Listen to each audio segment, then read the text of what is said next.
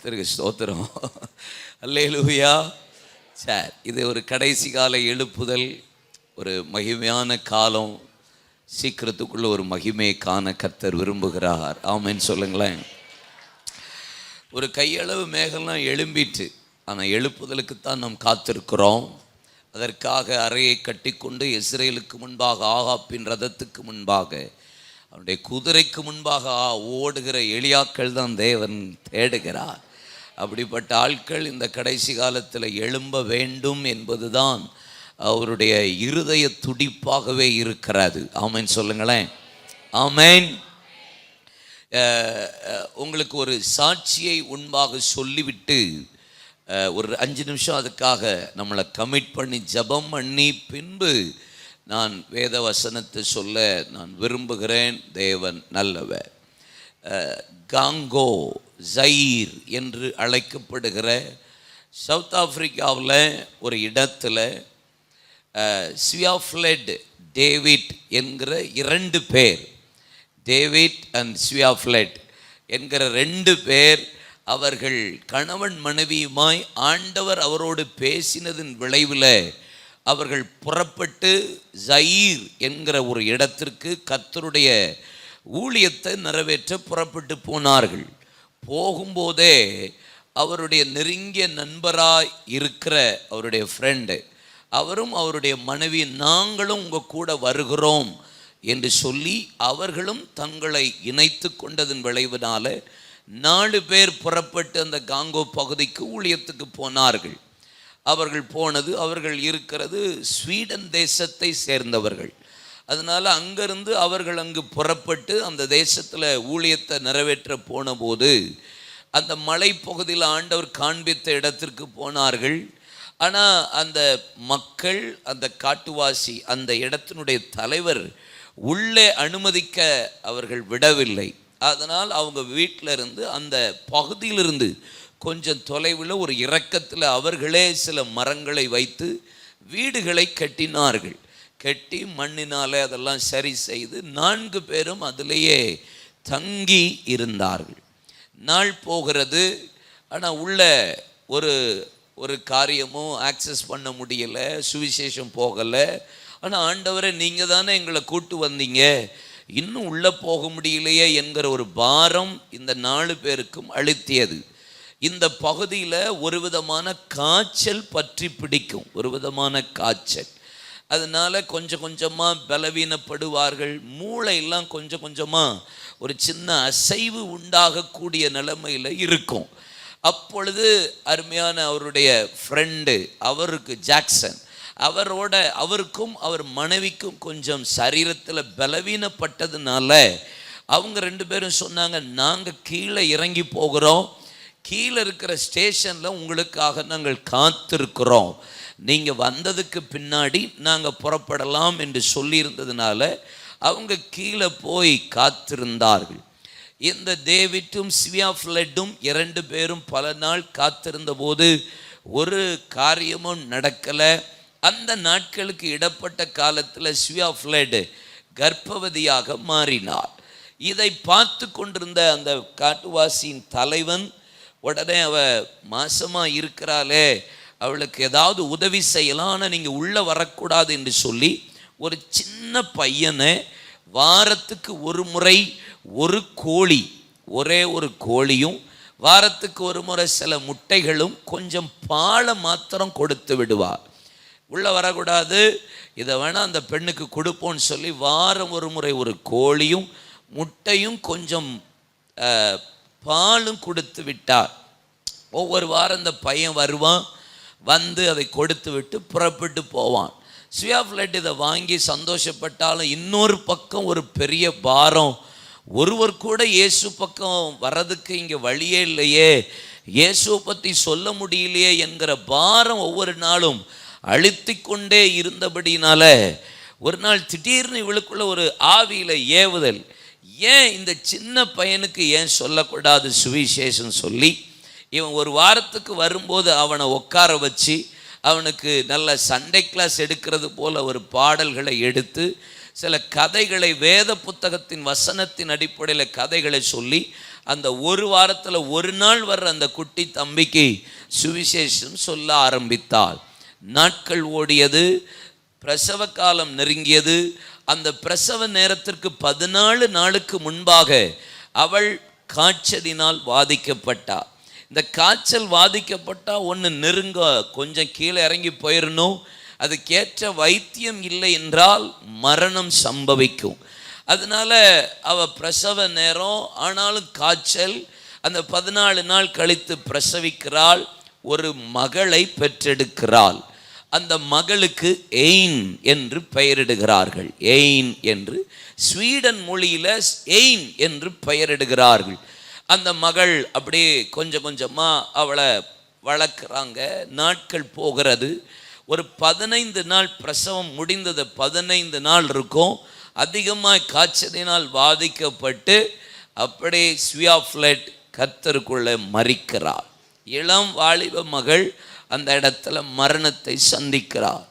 டேவிட்டுக்கு ரொம்ப துக்கம் உண்டாகி உடனே அவரே குழியை தோண்டி தன்னுடைய மனைவியை அடக்கம் பண்ணிவிட்டு அந்த இடத்துல ஒரு கல்லை வைத்து விட்டு மண்ணை எடுத்து வானத்துக்கு நேராக எறிந்து இயேசுவை சபித்தார்.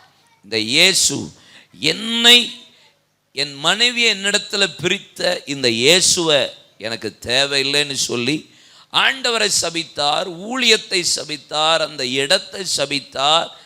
இறங்கி கீழே வந்தார். ஸ்டேஷனில் அவருடைய நண்பரும் அவர் மனைவியும் இருந்தபடினால அந்த சின்ன கை குழந்தைய நண்பர் கையில் கொடுத்து விட்டு எனக்கு இனி இயேசு தேவையில்லை என்று இயேசுவை மறுதலித்து விட்டு புறப்பட்டு அவருடைய நாட்டிற்கு போனார். அவருடைய நண்பரும் அவருடைய மனைவியின் கையில் வைத்து அதே இடத்துலையே அவங்க உட்கார்ந்து கொஞ்சம் மாதங்கள் வளர்த்தார்கள். ஏற்கனவே இவர்கள் 2 பேருக்கும் அந்த காய்ச்சல், அந்த பாதிப்பு இருந்ததுனால இந்த 2 பேரும் பாதிக்கப்பட்டு கொண்டே இருந்தார்கள். பிள்ளை வளர்த்தாங்க. ஆனால் நாள் உருண்டோட அவருடைய நண்பன் ஜாக்சனும் மரித்து போனார். ஒரே ஒரு மனைவி பிள்ளை வச்சிட்டு இருக்கா. கொஞ்ச நாள்ல அவளும் மரிக்க வேண்டிய நாட்கள் வந்து விட்டது. மரித்து விட்டார்.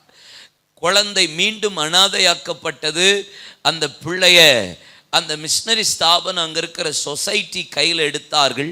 அந்த நேரத்திலிருந்து அமெரிக்காவிலிருந்து வந்திருந்த ஒரு கணவன் மனைவியான மிஷனரிகள் 2 பேரும் நாங்கள் இந்த பிள்ளையை அமெரிக்காவுக்கு கொண்டு போய் வளர்க்குறோம் என்று சொல்லி பிள்ளையை வாங்கி கொண்டு அமெரிக்காவுக்கு போனார்கள். ஸ்வீடன் மொழியில தான் எயின் என்று பெயரிட்டிருந்தார்கள். ஆனால் அமெரிக்கா கொண்டு போனதுனால அந்த பிள்ளையின் பெயரை ஆகி என்று மாற்றி விட்டார்கள். ஆகி என்று அழைக்கப்பட்டால் நாட்கள் போனது, நாட்கள் உருண்டோடினது. அந்த பிள்ளை வளர்ந்தது, வாலிப மகளாய் வந்தாள். சபையில் கொயரில் இருந்தால் ஆராதனை, கர்த்தருக்கு அடுத்த காரியங்கள். பைபிள் காலேஜில் சேர்ந்தால் பைபிள் காலேஜை படிக்க ஆரம்பித்தார். பைபிள் காலேஜ் முடிக்கும்போது அதே பைபிள் காலேஜில் ப்ரொஃபஸராக இருந்த ஹட்சன் தேவ் என்கிற ஒரு வாலிப பையன், நல்ல கடவுள் பக்தி பையனை திருமணம் முடித்து கொடுத்தார்கள். ஹட்சன் தேவ் கணவன் மனைவியுமாய் வாழ ஆரம்பித்தார்கள். நாட்கள் இப்படி போய்கொண்டிருந்த போது ஒரு நாள் அதே அந்த பைபிள் கல்லூரியில், வேத கலாசாலையில் ஒரு நாள் அவள் அங்கே வேலையை முடித்து விட்டு திரும்பி வரும்போது, தன்னுடைய வீட்டு வழியே வரும்போது, ஸ்வீடன் தேசத்தின் மொழியில் பேசுகிற ரொம்ப பேர் டிராக்ஸ் கொடுத்து சில புத்தகங்களை கொடுக்கிறதை பார்த்தார். இவளுக்கு தெரியும் அவங்க அம்மா யாரு, அவங்க அப்பா யாரு, நான் எந்த தேசத்துக்காரி, நான் என்ன மொழி பேசுகிறவ, இப்போ எப்படி வளர்க்கப்படுகிறேன் என்கிறது ஆகிக்கு நன்றாக அறிந்திருந்ததுனால ஸ்வீடன் மொழி பேசுகிறவளை பார்த்த உடனே ஒரு பெரிய சந்தோஷம் வந்தது. வீட்டுக்குள்ள நுழையும் போது வாசல்ல போஸ்ட் பாக்ஸில் அந்த பத்திரிக்கை இருந்தது. எடுத்து பார்த்தா ஸ்வீடன் மொழி எழுதப்பட்டு அந்த பத்திரிக்கை மிஷன் அந்த மூமெண்ட்டுடைய பத்திரிக்கை இருந்தது. வீட்டுக்குள்ளே போய் மெதுவாக திருப்பி பார்த்தா ஒரு இடத்துல ஒரு கல்லறை தெரிகிறது. அந்த கல்லறையில் சிலுவை இருக்கிறது. உற்று பார்த்தா ஸ்வியாஃப்லெட் என்று போடப்பட்டிருக்கிறது. இதை பார்த்த உடனே அவளுக்கு உள்ளுக்குள்ள அவ்வளோ ஒரு சந்தோஷம் உண்டாகி ஐயோ இது எங்கள் அம்மாவுடைய கல்லறை அல்லவா என்று சொல்லி என்ன எழுதியிருக்கிறது என்று தெரியாதனால வேகமாய் வேத கலாசாலைக்கு போனால் அங்கே ஸ்வீடன் மொழி தெரிந்த ஒரு சகோதரி அழைத்து என்ன எழுதியிருக்கிறது என்று கேட்டால் அவள் வாசித்து முடித்து சொன்னாள், இந்த இடத்துல ஸ்வியாஃப்லட் என்கிற ஒரு சகோதரி ஊழியம் செய்ததின் விளைவு இன்றைக்கு 350 பேர் ரட்சிக்கப்பட்டு ஒரு சபை எழும்பியிருக்கிறது என்று அந்த பத்திரிகையில் எழுதப்பட்டிருந்ததை வாசித்தவுடனே அங்கே ஆகிக்கு ரொம்ப சந்தோஷம் உண்டாகி கர்த்தரை துதிக்க ஆரம்பித்தார். தேவ நாமம் உயர்த்தப்பட்டது. நாட்கள் போனது. ஆகி பிள்ளை பெற்றால் 25வது வருட திருமண நாள் அவளுக்கு வந்தது. 25வது நாள் வருட திருமண நாள் அன்று அவள் வேத கலாசாலையில் அவளுக்காக ஒரு ஃப்ளைட் டிக்கெட், கணவன் ஹட்சன் தேவுக்கும் அவளுக்கும் ஒரு இன்டர்நேஷ்னல் ஃப்ளைட் டிக்கெட், ஸ்வீடன் தேசத்துக்கு போகலாம், நீங்கள் எங்கே வேணாலும் போகலாம், எந்த கண்ட்ரிக்கு வேணாலும் சொன்னபோது நாங்கள் ஸ்வீடன் போகிறோம் என்று சொன்னபோது இவள் ஆசையாக புறப்பட்டு எப்படியாவது எங்கள் அப்பா டேவிட் இருக்கிறாரோ என்று சொல்லி பார்க்கும்படி ஸ்வீடன் தேசத்துக்கு போனால், அங்கே டூருக்கு போனாலும் இருதையெல்லாம் என் தகப்பன் இருக்கிறாரோ இல்லையோ என்கிற எண்ணத்தோடு ஒவ்வொரு இடமாய் தேட ஆரம்பித்தார். நாட்கள் ஃப்ளைட்டுக்கு நெருங்கியது. ஒரு நாள் ஒரு ஏரியாவில் நுழைந்த போது ஒரு வாசலில் இப்படி எழுதியிருந்தது, இயேசுவை குறித்தோ வேதாகமத்தை குறித்தோ இந்த வீட்டிற்குள்ளே பேசவோ அப்படிப்பட்டவர்கள் உள்ளே நுழையவோ வேண்டாம் என்கிற வார்த்தை. அது வார்த்தையில் டேவிட் என்கிற வார்த்தையும் பொதிக்கப்பட்டிருந்தது. உடனே விசுவாசத்தோடு உள்ள நுழைந்தால் இதுதான் தகப்பனாய் இருக்குமோ என்று போனால் உள்ளே முழுவதும் குப்பை, மதுபான பாட்டில்கள் நிறைந்து கிடக்கிறது. அங்கங்கே அசிங்கமாக இருக்கிறது. ஒரு ஃபேமிலி இருக்கு, பிள்ளைகள் இருக்கிறார்கள். உள்ளே நுழைந்தால் ஒருத்தர் இந்த நாற்காலியில் சாய்ஞ்சவனமாக மது பாட்டிலோடு இருக்கிறார். இவள் அறியாமலேயே டாடி என்று கூப்பிட்ட போது அவனையே அறியாமல் டேவிட் சொன்ன ஒரு வார்த்தை ஆகி என்றது அவருடைய பெயர். ஆனால் அவர் வைத்த பெயர் ஞாபகம் வந்து எயின் என்று கூப்பிட்டா. திரும்பி பார்த்தபோது தன் தகப்பன் என்று அறிந்து அவள் ஒரு திருமணம் முடித்து குழந்தைகள் எல்லாம் வந்து பெரிய இயேசுவை மறுதலித்த ஒரு மனிதனாய் கண்டு துக்கப்பட்டு அவளோடு பேசி, இப்படி தாயினுடைய அர்ப்பணிப்பு, உங்களுடைய அர்ப்பணிப்பு அங்கே ஒரு சபை உருவாயிருக்கிறது என்று சொன்னபோது சந்தோஷப்பட்டார். மீண்டும் டிக்கெட்டை கேன்சல் பண்ணி தகப்பனோடு நேரம் செலவு பண்ணி மீண்டும் அவரை கிறிஸ்துவுக்குள்ளே நடத்தி ஆண்டவருக்குள்ளே மீண்டும் எழும்பினார். அவரும் கொஞ்ச நாளில் கர்த்தருக்குள்ளே மரித்து தேவராஜ்யத்துக்கு புறப்பட்டு போனார். ஆகி again come back to America. திரும்பவும் அமெரிக்க தேசத்துக்கு வந்தால் அவருடைய ஊழியங்கள் நிறைவேற ஆரம்பித்தது. ஒரு நாள் அவளுடைய கல்லூரியில் இந்த அந்த தேசம் காங்கோல ஜயீர் என்கிற இடத்துல 1,10,000 விசுவாசிகளை உடைய ஒரு போதகர் நம்முடைய கல்லூரிக்கு வந்திருக்கிறார். சபை வளர்ச்சியை குறித்தும் சபை கருத்தரங்க நடத்துகிறதற்கு வந்திருக்கிறார் என்று அழைக்கப்பட்ட போது எல்லாரும் வந்திருந்தார்கள். ஆகியும் டேவிட்டும் அங்கே போயிருந்தார்கள்.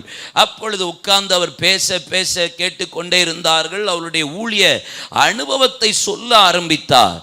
கொஞ்ச நேரத்தில் அவருடைய பழைய காரியங்கள் கொஞ்சம் கொஞ்சமாக அவருடைய வாழ்க்கையில் பேச ஆரம்பித்த போது அவர் சொன்னார், இப்படி காங்கோ ஜயீர் என்கிற இடத்துல டேவிட் ஸ்வியாஃப்லட் என்று ஒருத்தர்கள் வந்தார்கள் என்று ஆரம்பித்த உடனே ஆகியால உட்கார முடியல.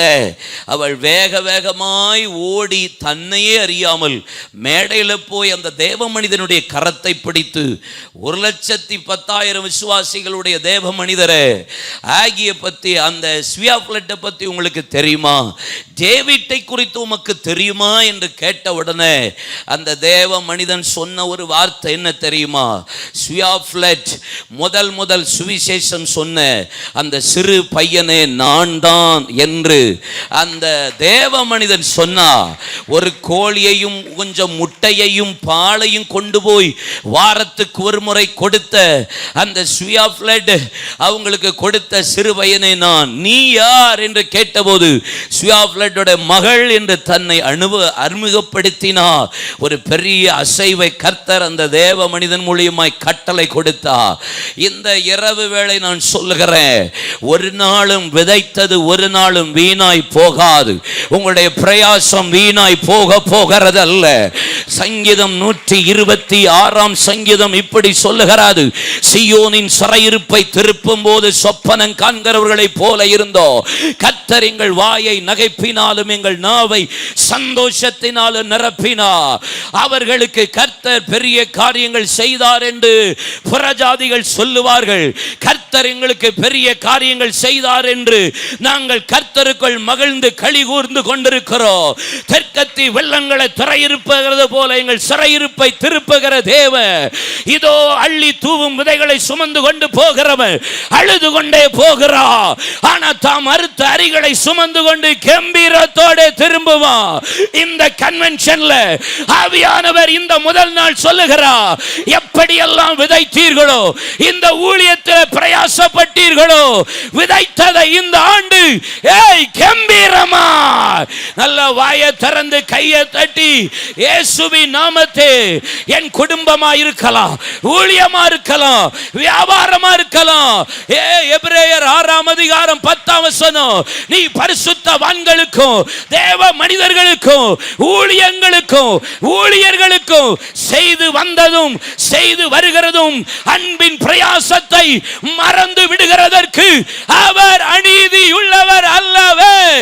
நீதியுள்ள நியாயாதிபதி, நீதியுள்ள நியாயாதிபதி விதைத்த பலனை இந்த வருஷம் அறுக்க பண்ணுவாராக. அல்லேலூயா, ஆமென். எத்தனை பேர் நம்புறீங்க? எத்தனை பேர் விசுவாசிக்கிறீங்க? இந்த வருஷம் நீங்கள் கம்பீரமாய் அறுக்க போகிறீர்கள். ஆமென், அல்லேலூயா. எத்தனை பேர் ஆமென் சொல்றீங்க? அல்லேலூயா, ஆமென். சின்னதா செஞ்ச ஒரு காரியம் எவ்வளோ பெரிய இம்பாக்டை உண்டாக்குது பாருங்க. ஆண்டவர் தமது நாமத்திற்கென்று நீங்கள் காண்பிக்கிற எந்த பிரயாசமானாலும் சரி, கண்டிப்பா பலன் உண்டு. கண்டிப்பா கர்த்தர் பலன் செய்வா. அல்லேலூயா. நம்ம வேலை பிரயாசப்பட வேண்டிய வேலை. 2000 ஆண்டுகள் ஆகியும் இந்தியா இயேசுவை அறியலையே. இன்றைய விசுவாச கூட்டம் இன்பத்தை தேடி அலைகின்றதே.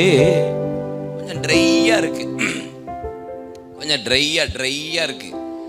கொஞ்சம் கரெக்டா எங்க இருக்கு சவுண்ட்ஸ்? கொஞ்சம் ஏதாவது கரெக்ட் பண்றீங்களா? கொண்டை ட்ரையா இருக்கு, ஷார்ப்பா இருக்கு, ரொம்ப ஷார்ப்பா. அப்படியே கொஞ்சம் கரெக்ட் பண்ணுங்க. அல்லேலூயா. கொஞ்சம் ரிவோக் இருக்கா, டிலே இருக்கா? வைக்க முடியுமா? லைட்டா. Price God.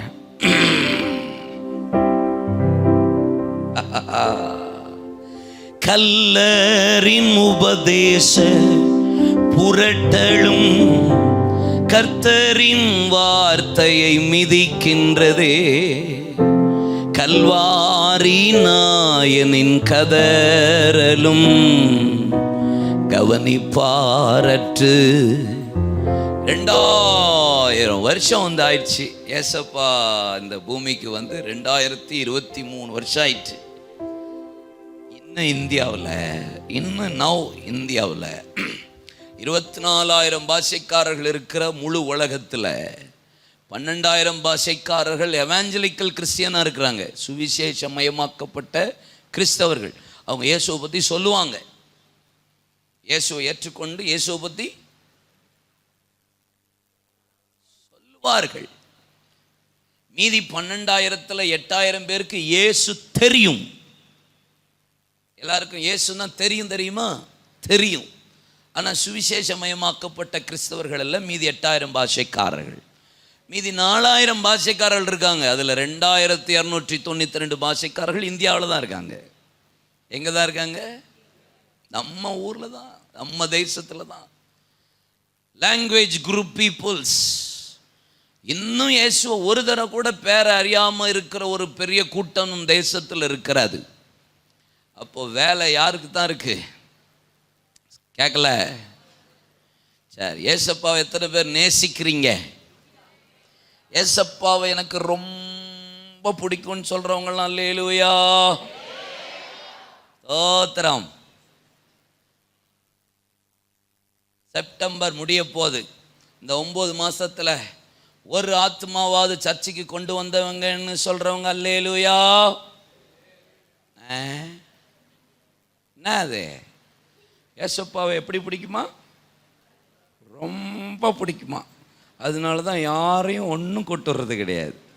நாங்கள் ஊழியமே, நீங்கள் சின்னதாக பிரயாசப்படுங்க, மற்றதை அவர் வேலை பார்த்துக்குவார். நம்ம பிரயாசப்படணும், நம்ம விதைக்கணும், நம்ம ஆகாரத்தை தண்ணீரில் போடணும். நம்ம ஒன்றுமே செய்யாமல் ஏசப்பாவை நான் நேசிக்கிறேன், ஏசப்பாவை நேசிக்கிறேன்னு எதில் காட்டுவீங்க? எனக்கு தெரில. எதில் காட்டுவீங்க? ஏசப்பாவை நேசிக்கிறேங்கிறதுல எதை காட்டுவீங்க? காணிக்கை இல்லையா? தசம்பாகத்திலையா? சர்ச்சுக்கு வர்றது இல்லையா? நீங்கள் சர்ச்சுக்கு வரலைன்னா எங்களுக்கு தான் கொஞ்சம் மேடையில் இந்த சேரில் இந்த ஆளை காணும்னு கொஞ்சம் படபடன்னு நடிக்கும். எங்களுக்கு தான் இருக்கும். ஆமாம், 2 வாரமாக கடின்னு கடிச்சோமே, அதனால் பக்கத்தில் வேற எங்கேயும் போயிட்டோம் அப்படின்னு தோணும். சர்ச்சு பாஸ்டருடைய இருதயம் அப்படி தான் இருக்கும். என்னடா பிள்ளைகளை காணுமே அப்படி இப்படின்னு தோணும். ஒரு ஆள் ஒரு இடத்துல எம்டி ஆகிட்டாலும் என்ன இந்த குரூப் என்ன காணும், 1 வாரம் 2 வாரம் டக்குன்னு ஃபோன் அடிக்க தோணும். சரியா? ஆனால் நீங்கள் இயேசுவை நேசிக்கிறீங்கிறதுக்கு எதை காட்டுவீங்க? எதில் காட்ட முடியும் உங்களால்?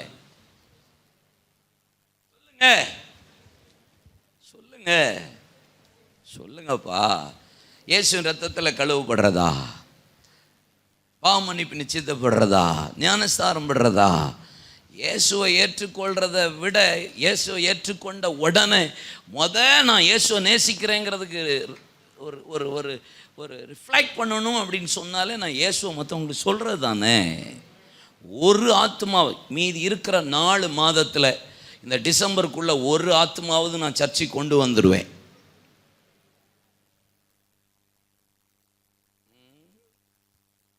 கொண்டு வந்துடுவீங்க போல இருக்க. தோத்திரம். சர்ச்சை இடித்து பெருசாக்கணும்னு உங்கள் ஐயா பிளானை போட்டுட்ருக்காங்க. நீங்கள் இருக்கீங்க. சர்ச்சு பெருசாக எழுப்புதலே உங்கள் ஊர்லன்னு பல தீர்க்க தரிசனம் இருக்குது. அதுக்கு நீங்கள் பிரயாசப்படணுமா இல்லையா? செய்வீங்களா? செய்வீர்களா?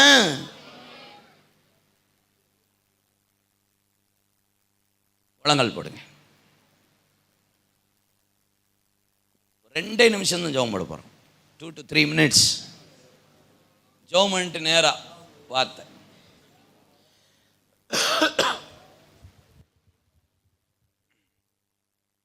நான் இயேசுவை நேசிக்கிறத எதில் காட்ட முடியும்? எதில் காட்ட ஆண்டவர் விரும்புவா? ஒரு ஆத்மாவாவது இந்த வருஷம் சபைக்குள்ள கொண்டு வந்துடணும். நீங்கள் தேவ சமூகத்துக்கு போகும்போது ஆண்டவர் உங்கள் அக்கௌண்ட்டை பார்க்கும்போது நீங்கள் கொடுத்த காணிக்கையின் அக்கௌண்ட்டை திருப்ப மாட்டா. உங்கள் ஆத்துமா எத்தனை கர்த்தருக்குள்ளே நீங்கள் நடத்தி சபையில் சேர்த்தீங்க, கொண்டு வந்தீங்க, அந்த பிரயாசத்தை தான் கர்த்தர் பாப்பா. நீங்களே ஜெபிக்கணும். வாயை தரங்க. ஆண்டவரே உமக்கு ஸ்தோத்திரம். இவ்வளவு நாள் 9 மாதமாகியும் ஒரு ஆத்மா கூட ரட்சிப்புக்குள்ள நடத்தி சுவிசேஷம் சொல்லி ஆலயத்துக்கு கொண்டு வரல. நான் மட்டும்தான் வந்துட்டு போகிறேன். இன்னைக்கு இந்த கன்வென்ஷனில், எங்கள் சபையினுடைய இந்த ஜெனரல் கன்வென்ஷனில் நாங்கள் ஒரு பொருத்தனை பண்ணுறோம். ஆண்டவரே எங்கள் சபையில் இந்த ஆண்டுக்கு முன்பாக பிஃபோர் கிறிஸ்மஸ் ஒரு ஆத்துமா நான் கர்த்தருடைய சமூகத்தில் ஆத்துமாதாயம் பண்ண எனக்கு கிருபை தருவீராக. அந்த வாஞ்சையோடு நான் புறப்பட்டு போக இந்த கன்வென்ஷன் எனக்கு உதவி செய்வீராக. ஜெபிங்க. வாயை தரங்க. நான் ஜெபம் நடத்துவேன்னு எதிர்பார்க்காதீங்க, நீங்களே ஜெபிங்க. ஹல்லேலூயா ஹல்லேலூயா ரிபலர கந்தரல பக்கபோ.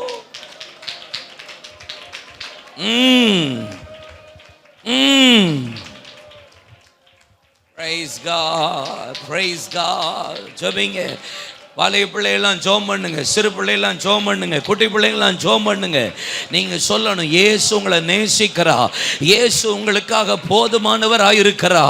அவர் தான் பாவத்தை மன்னிக்கிறவர், சமாதானத்தை தருகிறவர், உங்களை விசாரிக்கிறவரானபடியால் உங்கள் கவலைகள் அவர் மீது வைத்திருங்க. இயேசு தான் நித்தியத்துக்கு உங்களை அழைத்து கொண்டு போக முடியும். இயேசு தான் பாவத்திலிருந்து விடுதலை தருவா. இந்த வாயை நான் அதற்காக திறக்கிறேன் ஆண்டவரே, இந்த வாயை நான் அதற்காக திறக்கிறேன். அப்போஸ்தலர் 8ஆம் அதிகாரத்தில் அங்கே ஒரு தேவ மனிதன் பிலிப்பு புறப்பட்டு போய் பட்டணங்கள் தோறும் அறிவித்தான். சபை சிதறப்பட்டு கர்த்தருடைய வார்த்தையை அறிவித்தது.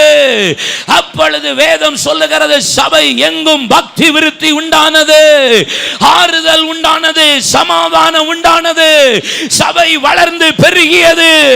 இனி அறிவிக்க நாங்கள் தீவிரப்படுவோம்.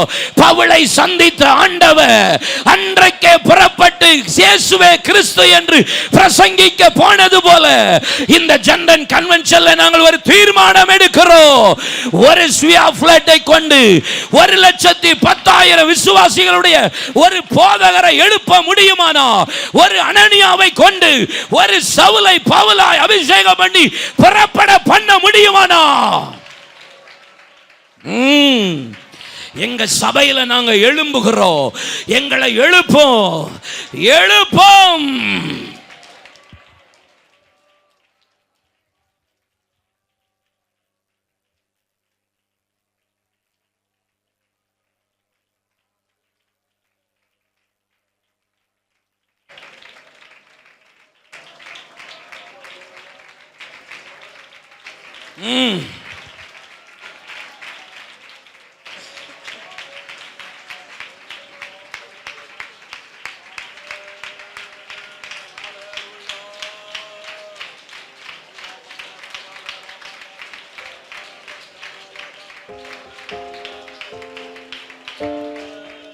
ஹல்லேலூயா. இயேசுவே உமக்கு ஸ்தோத்திரம், ஸ்தோத்திரம். தேவசேனை ஒன்று எழும்புகிறதே, உந்தன் சேவைக்கென்று கிளம்புகிறதே. தேவசேனை ஒன்று எழும்புகிறதே, உந்தன் சேவைக்கென்று கிளம்புகிறதே. பராக்கிரம நாட்கள் இதுவே, யவன ஜனம் வெளிப்படுதே. பராக்கிரம நாட்கள் இதுவே, யவன ஜனம் வெளிப்படுதே. தேவசேனை ஒன்று எழும்புகிறதே, உந்தன் சேவைக்கென்று கிளம்புகிறதே. தேவசேனை ஒன்று எழும்புகிறதே, உந்தன் சேவைக்கென்று கிளம்புகிறதே. சிலுவை நாதரின் இரத்தம் வீணாகிவிடக் கூடாதே, சிந்திய பரிசுத்த இரத்தம் போதுமை மீட்டிடவே. சிலுவை நாதரின் இரத்தம் வீணாகிவிடக் கூடாதே, சிந்திய பரிசுத்த இரத்தம் போதுமை மீட்டிடவே. சிதறி நிற்கும் மாந்தரையும் மீட்டிடவே, விடுவித்திட சேனையாய் எழும்ப போதிடுமே. தேவசேனை ஒன்று எழும்பு, கைதட்டி உந்தன் சேவைக்கென்று கிளம்புகிறதே. தேவசேனை ஒன்று எழும்புகிறதே, உந்தன் சேவைக்கென்று கிளம்புகிறதே. வருகைதனை எதிர்நோக்கிடும் திரளான கூட்டத்திலே பிறக்கும் சந்ததியும் மேல் நோக்கி காத்திருக்க. வருகைதனை எதிர்நோக்கிடும் திரளான கூட்டத்திலே பிறக்கும் சந்ததியும் மேநோக்கி காத்திருக்க உன்னதர் பலத்தினால் நிறைந்த சேனை எழும்பிடுதே, முழங்கிடுதே, வெற்றியை கூறி மகிழ்ந்திடுதே.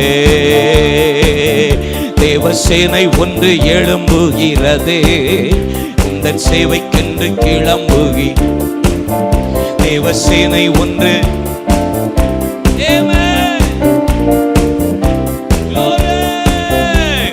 பராக்கிரம நாட்கள் இதுவே, யவன ஜனம் வெளிப்படுதே.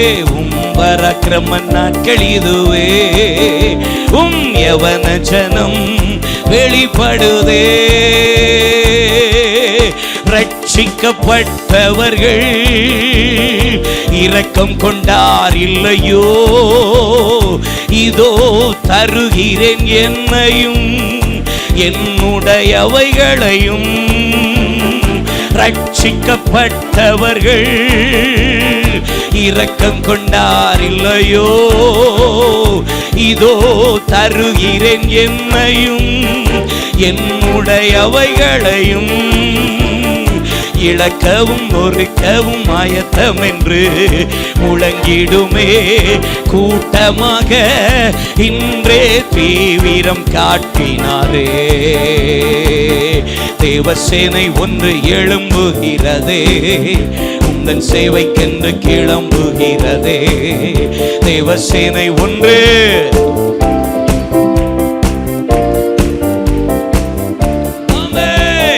பராக்கிரம நாட்கள் இதுவே, யவன ஜனம் வெளிப்படுதே. பராக்கிரம நாட்கள் இதுவே, யவன ஜனம் வெளிப்படுதே. கைத்தட்டி ஆராதித்து அந்நிய வாசைகளோட எழும்பட்டும், ஒரு சேனையை புறப்பட பண்ணுவீராக.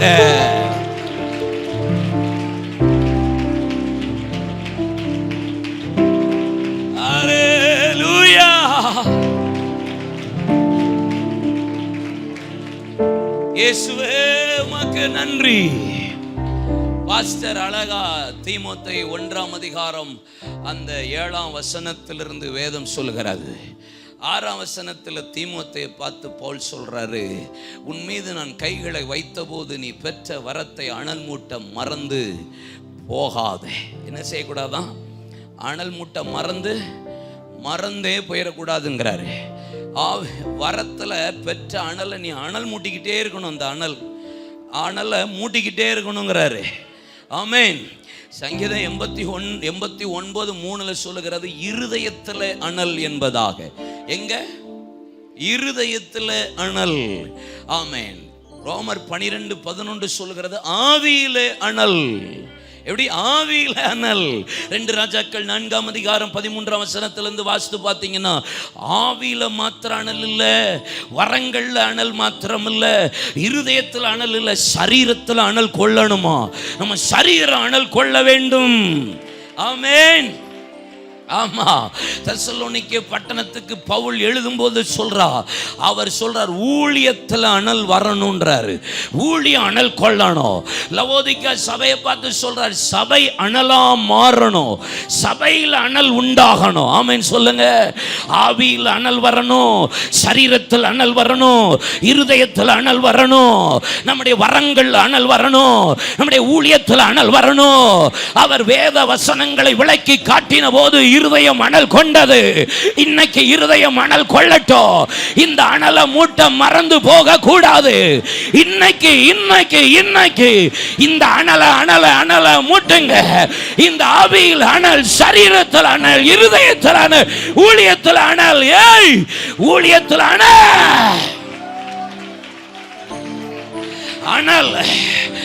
அனல் ஆனால் மெலித்தா தீவிலே பவுல் சில விறகுகளை பொறுக்கி போட்ட போது அவன் பங்குக்கு போட்டான். அதுக்கு முன்னாடி அவனை நயவசனிப்போடு பேசின அதே மெலித்தா தீவா இவன் கொலை பாதக, இவன் கொலை பாதக, இவனால தான் இதெல்லாம் நடந்துச்சு. ஆனால் அவன் அனல் அங்கே மூட்டப்பட்ட ஒரு விறகை போட்ட போது அக்கினியில அனல் உரைத்து சர்ப்பம் வெளியே வந்தது. வெளியே வரும், வெளியே வரும்.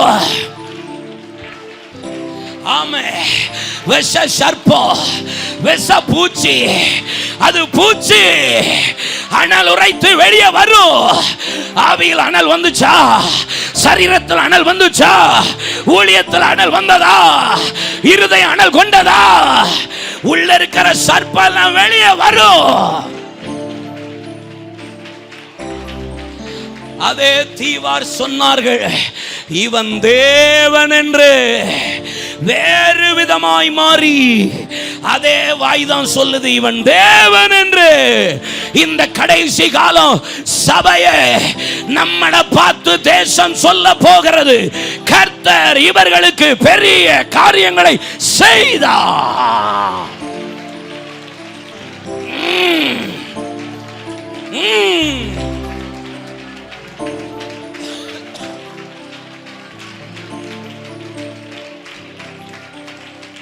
Hallelujah, hallelujah, hallelujah, hallelujah. துடா கந்தாரலபா. குடி பிள்ளைங்களை கண்ணை மூடி கையை தட்டுங்க, வாயை தரங்க. நீங்க அனல் கொள்ளணும். கண்ணை மூடு, கண்ணை மூடு, ஜெபி. இயேசுவின் நாமத்தை ஜோமன் ஜோமன் ஜோமன். லூ கந்தாரலபா கந்தாரபா கபா தே கந்தாரே மெகதனா உடகதனா ரௌதனா ஹந்தனே மெகதரிபியா கரலபா. அனல் சர்ப்பம் உங்க ஊழியத்துக்கு விரோதமா, குடும்பத்துக்கு விரோதமா, வியாபாரத்துக்கு விரோதமா, பர்சனல் பிரேயருக்கு விரோதமா, பர்சனல் ஸ்பிரிச்சுவல் லைஃப்க்கு விரோதமா எழும்பின சர்ப்பம், விஷ சர்ப்பம், விஷ பூச்சி, பூச்சி இப்பொழுது அக்கினியில எரிகிறது.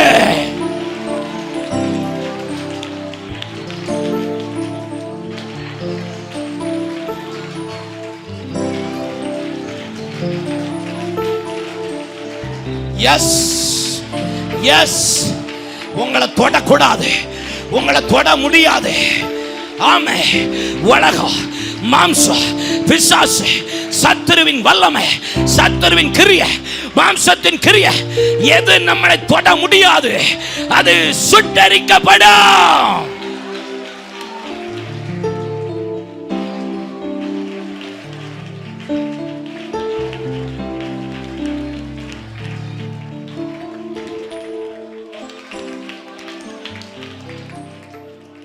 ஹல்லேலூயா, ஹல்லேலூயா.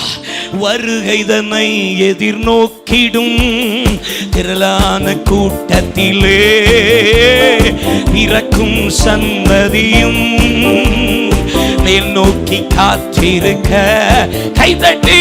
வருகைதனை எதிர்நோக்கிடும் திரளான கூட்டத்திலே பிறக்கும் சந்ததியும் மேல் நோக்கி காத்திருக்க. உன்னதர் பலத்தினால் நிறைந்த சேனை எழும்பிடுதே, முழங்கிடுமே, வெற்றியை கூறி மகிழ்ந்திடுமே. தேவசேனை ஒன்று எழும்புகிறது, உங்கள் சேவைக்கென்று கிளம்புகிறது. சேனை ஒன்று ரவலஹந்தரவா மம கந்தரவா உலோகவா ரீமகவா உடகந்தரவா மமதே. ஆமென். பராக்கிரம நாட்கள் இதுவே, யவன ஜனம் வெளிப்படுதே. பராக்கிரம நாட்கள் இதுவே, யவன ஜனம் வெளிப்படுதே.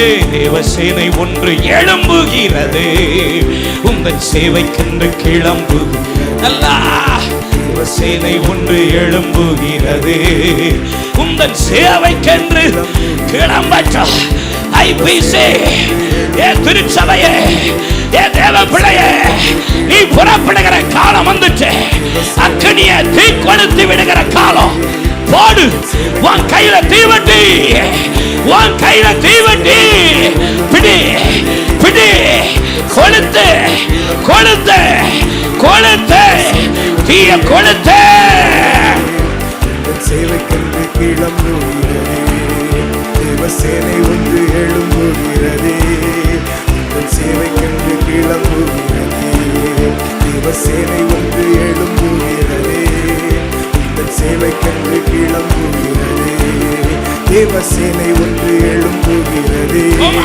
உங்கள் சேவைக்கென்று கிளம்புகிறதே, தேவசேனை பிடி நிறைய பிடி, ஒன்றோடு ஒன்று கட்டு, தீய கொளுத்து. ஏய், பெலிஸ்தியரி பாளையம் உன் கண்ணுக்கு முன்னாடி கொளுத்து கொளுத்து கொளுத்து. தேவசேனை ஒன்று எழும்புகிறதே, உங்கள் சேவைக்கென்று கிளம்புகிறதே. தேவசேனை ஒன்று எழும்புகிறதே, உங்கள் சேவைக்கென்று கிளம்புகிறதே. தேவசேனை ஒன்று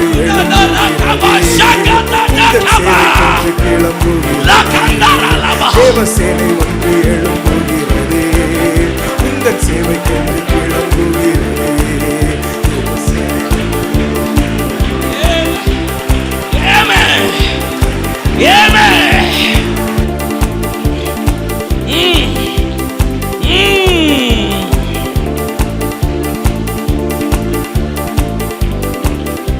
விடாதீங்க விடாதீங்க.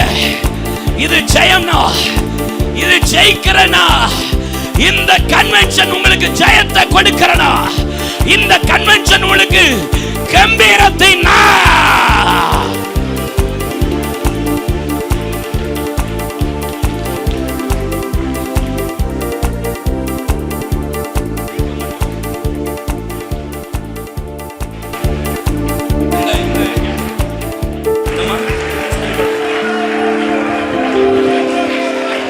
Praise God. Hallelujah. Hallelujah. Amen. Oh, kadarala shandarala. கற்று தேறினவர் உயர்த்தி கொண்டார் தன்னையே, கல்லாமை நீக்கிடவே கரிசனையும் இல்லையே.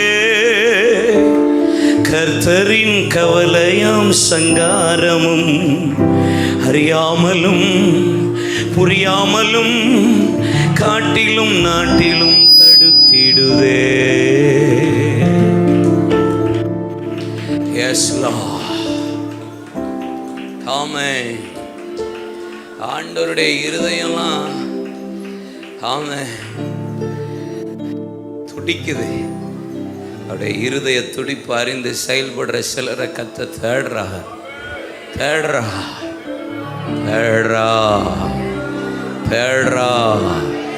எங்களை எழுப்புங்க எழுப்புங்க, எங்க சபையில எழுப்புங்க, எங்களை எழுப்புங்க ஆண்டவரே.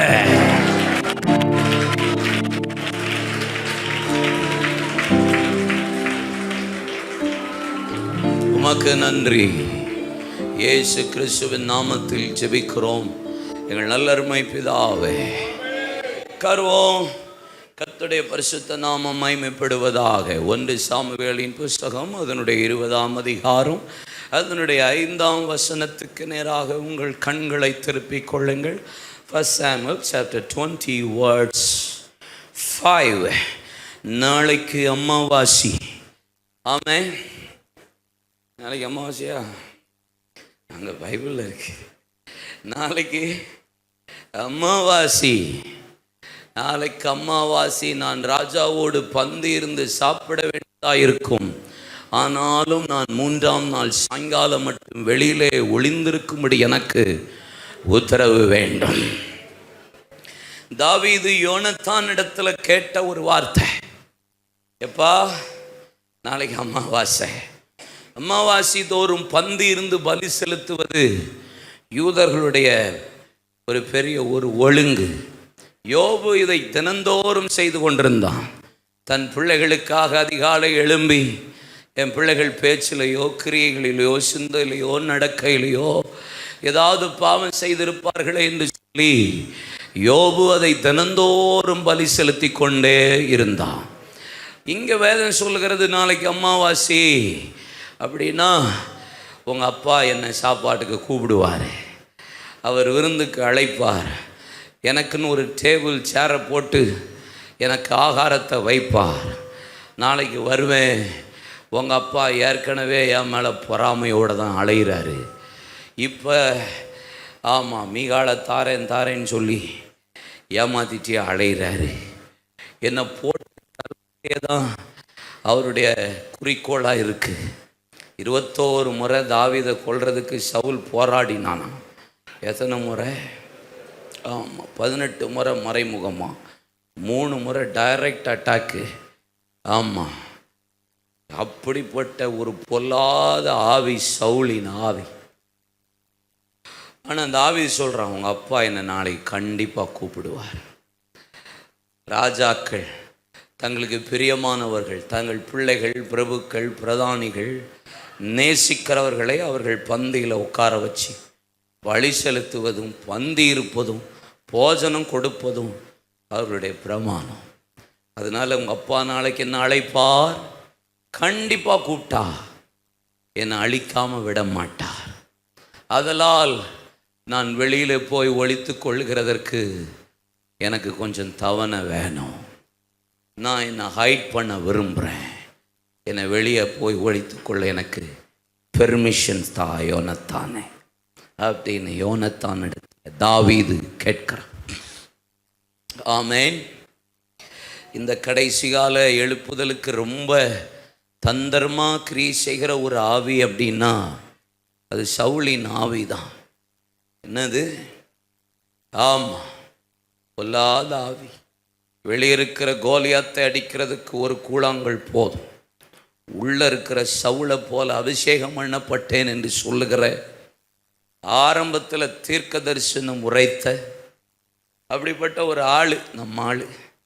அப்படிப்பட்ட ஆள் வேற ஆவி, அவனுக்குள்ள பிசாசின் ஆவி, தேவனால் விடப்பட்ட பொல்லாத ஆவி அவனை பிடித்தது. அவன் எப்படா அபிஷேகம் பண்ணப்பட்ட தரிசனம் உள்ள எழுப்புதல் திட்டத்தில் உள்ள ஆலயத்தை கட்டக்கூடிய மகிமையை மீண்டும் சபைக்குள்ளே கொண்டு வரக்கூடிய தாவீதை போட்டு தள்ளுறதுக்கு தான் பிசாசு இந்த கடைசி காலத்தில் போராடுறான். சவுலின் பொல்லாத ஆவி ரெட்டை வேஷம் போடுற ஆவி. என்ன ஆவி? டபுள் மைண்டட் பர்சன் சொன்னால் அது சவுல் என்றால் மிகையாகாது. நீங்கள் ஆரம்பத்தில் பார்த்தா ஆண்டவர் அவனை ரொம்ப விரும்பினார். தேவனே அவனை ரொம்ப நேசித்தார், விரும்பப்படத்தக்கவனாக இருந்தான்.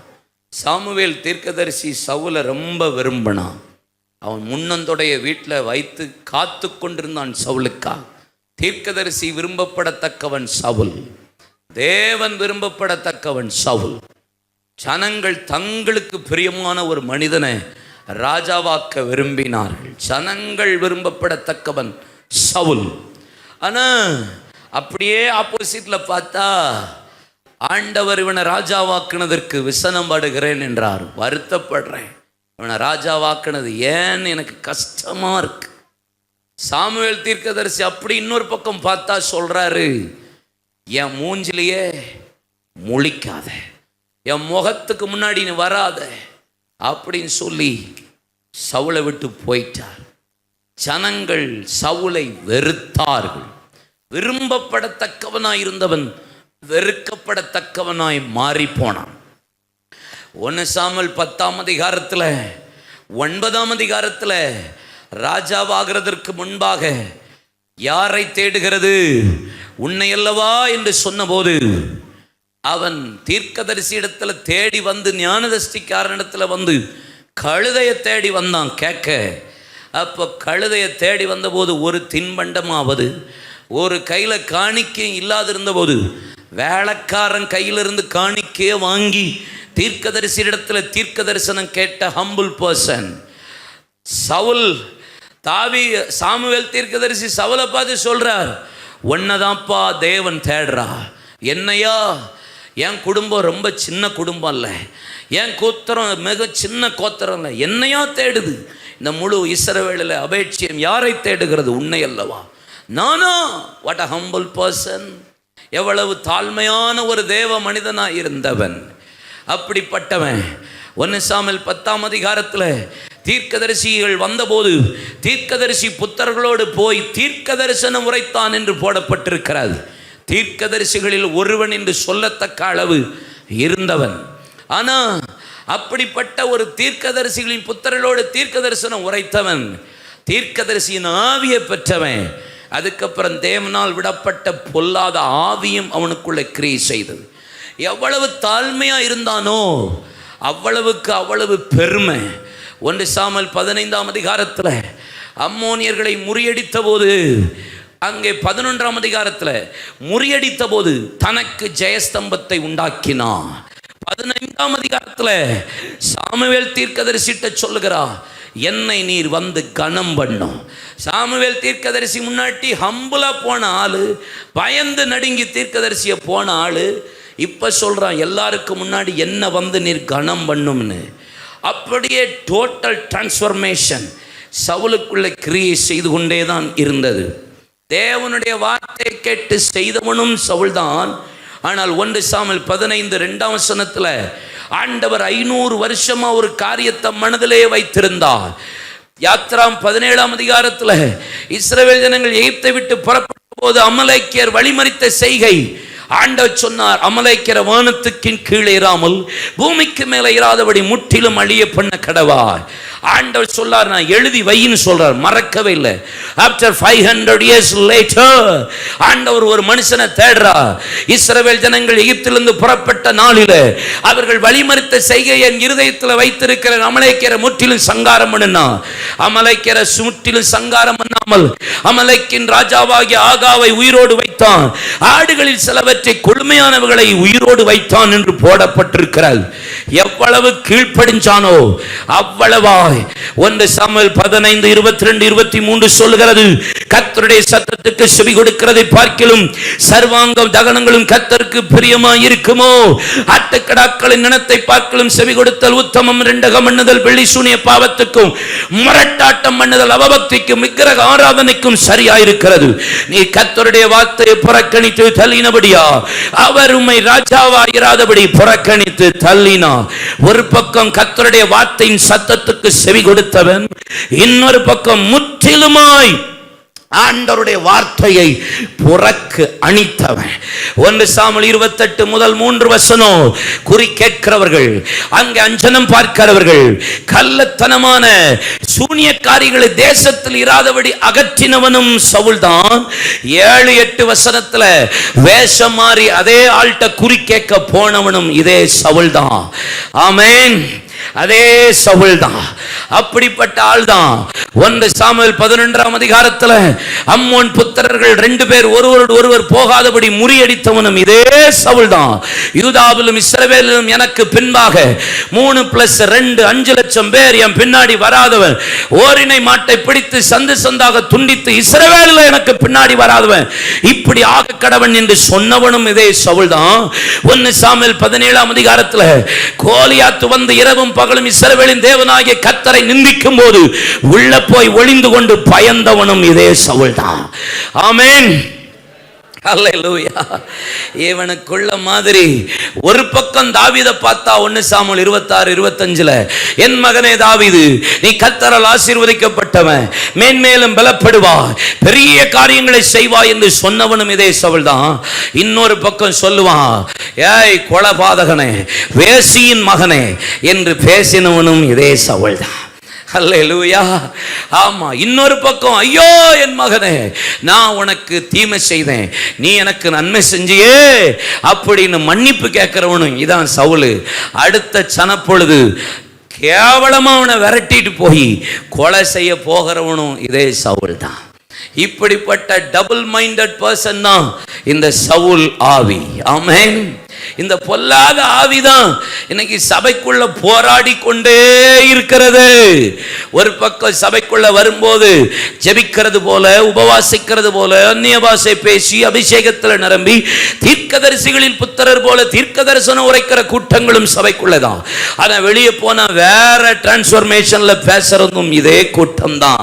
இப்படிப்பட்ட காலம்தான் இன்னைக்கு திருச்சபையில பிசாசு போராடுகிறான். அதனாலதான் யோவான் 10:10, 1 பேதுரு 5:8, வெளிப்படுத்தல் 12:12, திருடன் திருடவும் கொள்ளவும் அழிக்கவும் என்று வேறொன்றுக்கும் வராதவன் எவனை விழுங்கலாம் என்று கெச்சிக்கிற சிங்கம் போல வகை தேடி சுற்றித் திரிந்து கொண்டிருக்கிறான். அவனுக்கு கொஞ்ச காலமே இருக்கிறபடியால் தன் முழு பலத்தை பிரயோகப்படுத்தி போராடி கொண்டிருக்கிறான். லோத்துவை நீங்க வாசித்து பாருங்க. லோத்து எப்பேற்பட்ட ஆளு?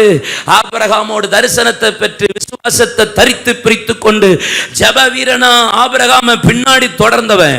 அவனை குறித்து அப்போஸ்தலனாகிய பேதுரு 2 பேதுரு 2ஆம் அதிகாரத்தில் சொல்லுகிறார். எப்பா இந்த லோத்து யாரா? நீதிமான்னு அவர் டிக்ளரேஷன் கொடுக்கிறார். லோத்தை பத்தி என்ன சொல்றார்? நீதிமான். ஆனா அந்த நீதிமான் எப்படிப்பட்டவரா? சோதம் கொமராவிலே உள்ள உட்கார்ந்து கொண்டு அந்த சோதம் கொமராவின் அக்கிரமத்தை கண்டு கேட்டு பார்த்து இருதயத்தில் வாதித்த நீதிமான் ஆகிய லோத்து. ஒரு பக்கம் நீதிமான், ஆனா இருதயத்தில் வாதிக்கப்படுவான். பாப்பான், இருதயத்தில் வாதிக்கப்படுவான். பாப்பான், இருதயத்தில் வாதிக்கப்படுவான். கேட்பான், இருதயத்தில் வாதிக்கப்படுவான். ஐயோ பாவம் பண்றாங்களே, ஐயோ கஷ்டப்படுறாங்களே, ஐயோ இப்படி அக்கிரமத்தில் இருக்காங்க, ஐயோ இப்படி விபச்சாரம் பண்றாங்களே, எல்லாம் சொல்லிக்கிட்டே இருப்பான். ஆனா சோதம் குமாரா பட்டணத்தை விட்டு வெளியவே வரமாட்டான். ஆண்டவர் துரிதப்படுத்தினாலும் பக்கத்தில் இருக்க ஊருக்கு போவேன் தான் சொல்லுவான். மலைக்கு ஓடிப்போ, பின்னிட்டு பாராத, சமபூமி எங்கும் நில்லாத என்று சொன்னாலும் தாமதிப்பான். ஆண்டவரை கையை பிடிச்சு கூப்பிட்டு வெளியே போ, பின்னிட்டு பாராதன்னு சொன்னாலும் தாமதிப்பான். அவன் மனைவி உப்பு தூணா மாறினாலும் தாமதிப்பான். பக்கத்தில் உள்ள ஊருக்கு போவானே தவிர போக மாட்டான். குகைக்குள்ள கிடப்பானே கொலைய ஒரு நாளும் அவன் வாதிக்கப்படுவானே தவிர சோதம் குமாரா அக்கிரமத்தை விட்டு வெளியவே வரமாட்டான். Double minded person. லவோதிக்கா திருச்சபையை பார்த்து ஆண்டவர், சபையே நீ ஒன்னு அனலா இருந்து குளிரா இருந்தா நலமா இருக்கும், அனலும் இல்லாம குளிரும் இல்லாம இருந்தா நான் உன்னை வாந்தி பண்ணி போடுவேன். நீ ஒன்னு அனலாரு இல்லைன்னா குளிராரு. இப்படி பேலன்ஸ் இல்லாம வெதுவெதுப்பா இருக்காத சபையே, டபுள் மைண்ட், 2 குணாதிசயம் இருக்கிற ஒரு காரியம். பிரசங்கி 8ஆம் அதிகாரத்தில் சொல்லப்பட்டிருக்கிறது. ஒருவன் துன்மார்க்கனை கண்டே, அந்த துன்மார்க்கனை பார்த்தா ஆலயத்துக்கு போக்கும் வரத்துமா இருந்தேன். அங்க ஒருத்தன் நீதிமானா, அவன் சோதோங்கோமோர பட்டணத்தில் இருந்தானா, கண்டு வாதிக்கப்பட்டு கேட்டு வாதிக்கப்பட்டு இருந்தவன். ஆனா இங்கேயோ ஒருத்தன் துன்மார்க்கன், ஆனா ஆலயத்துக்கு போக்கும் வரத்துமா இருந்த துன்மார்க்கன். சபைக்கு போறவன் நீதிமான் அல்ல. சொல்ல மாட்டீங்கன்னு எனக்கு தெரியும். அல்லேலூயா. துன்மார்க்கன் சபைக்கு போக்கு வரத்துமா இருந்தானா? எப்படி வரத்துமா இருந்தானா? கேட்கல கேட்கல சொல்லுங்க. போக்கு வரத்து. போக்கு ஒரு ஞாயிற்றுக்கிழமை போக்கு, அடுத்த ஞாயிற்றுக்கிழமை வரத்து. போக்கா போயிட்டு அடுத்த ஞாயிற்றுக்கிழமை வர்றது தான். நான் சொல்லலை, காக்கா. அல்லேலூயா சொல்லுங்க. ஆமென். போக்கு. பக்கத்தில் பார்த்து சொல்லுங்க, நீங்க எப்படி?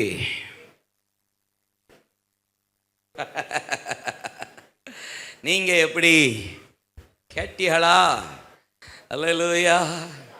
ஆமென். 2 டபுள் மைண்டட் பர்சன், 2 விதமான கேரக்டர், 2 விதமான சுபாவம்.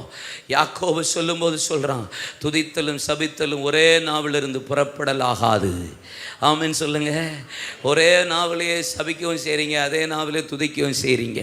தித்திப்பும் கசப்பும் ஒரே ஊற்றுக்கண்ணிலிருந்து புறப்படலாகாது. 2 ஒன்னே கிளம்பிட்டுனா என்னப்பா? நீங்கள் கர்த்தரால் ஆசீர்வதிக்கப்பட்டவர்கள் என்று அறிந்து நீங்கள் ஆசீர்வதியுங்கள், ஒரு நாளும் சபியாதிருங்கள். நீங்களும் நானும் கர்த்தரால் ஆசீர்வதிக்கப்பட்டவர்கள். ஆசீர்வதிக்கப்பட்டவனை நீ உள்ளே வாருன்னு சொல்றதில்ல. வாயை திறந்து என்ன சொல்லக்கூடாது? கேட்கல. ஆமென் சொல்லுங்க. அல்லேலூயா.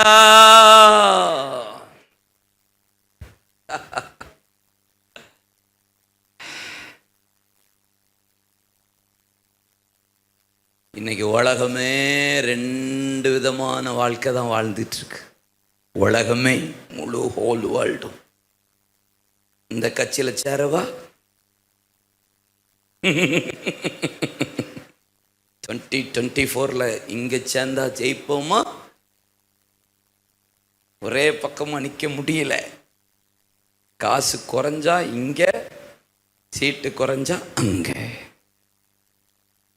நேற்று வரைக்கும் அங்கே, இன்னைக்கு நாங்கள் இங்கே. அல்லேலூயா. நீங்க எங்க?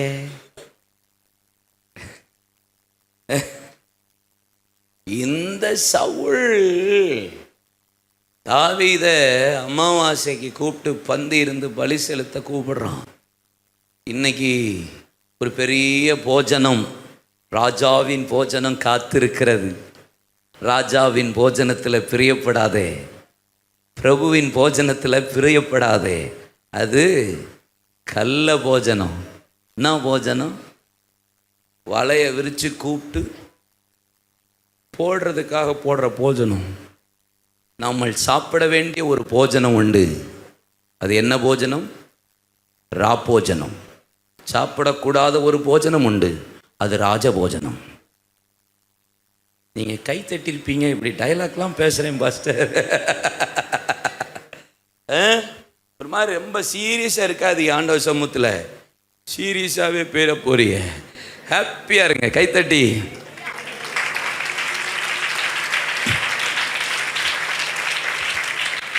நான் சொன்னேன்ல, என்ன சொன்னேன்?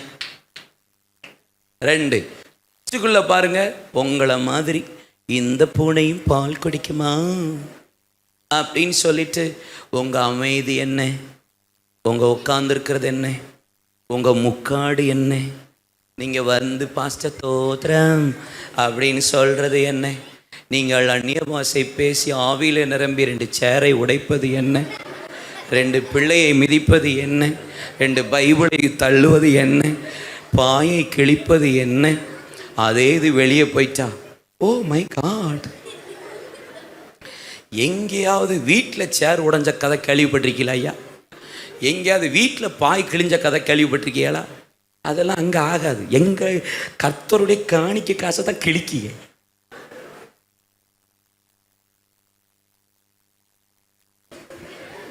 அல்லேலூயா.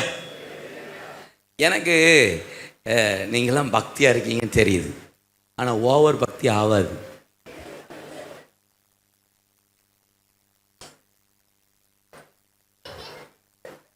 நானும் இப்படி மேடையில் நின்று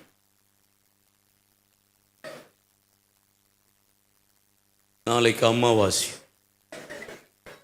பந்து இருக்கும்படி சவுல் அழைப்பித்தான். ராஜா உங்களை கூப்பிட்டு நான் வெளியே போய் ஒளித்திருக்கும்படி தவனை கேட்டேன். இப்படி பேசின நீங்க என்ன?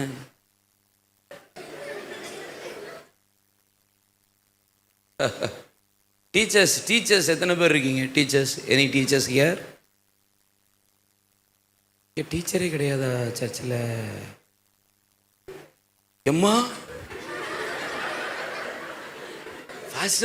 டீச்சர் தாமே, நீங்க டீச்சர் பாடம் எப்படி அடிப்பீங்க? இன்னைக்கு பல டீச்சர்ஸ் பாடம் எடுக்கிறத பார்த்தா பயங்கரமா இருக்கு, எக்ஸ்ட்ராடினரியா இருக்கு. பிள்ளைங்களை அப்படியே கவர் பண்ணி அவங்கள படிக்க வச்சிடுறாங்க. இல்லை, முந்தியெல்லாம் எங்கள் ஸ்கூல் படிக்கும் போதெல்லாம் எங்கள் சார்லாம் அப்படியே சிரிச்சு ஜாலியாக அட்டி எடுத்து கொண்டுருவாங்க. அது வேற விஷயம். இப்போ அடிக்க முடியல, கேஸ் போட்டுறாங்க. அது வேற. முந்தைய அட்டி வெளுப்பாக இருக்கும், ஆனால் பாடம் எடுக்கிறது வச்ச என்டையர்லி ஒரு சிரிப்பு இருக்கும், சந்தோஷம் இருக்கும். அடித்தாலும் அவங்ககிட்ட தான் போய் நிற்போம், தகப்பனை போல் எங்களை நடத்துவாங்க. அப்படி தான் இருக்கும் டீச்சர்ஸு. வேற நான் அப்படி அமைதியாக பேச முடியாது. அவன் சொல்லுங்க, இயேசுவை பிரசங்கம் பண்ணுற நீங்கள் கேட்டு பாருங்களேன். நீங்கள் இயேசு பிரசங்கம் பண்ணினது வசனமாக இருக்குது.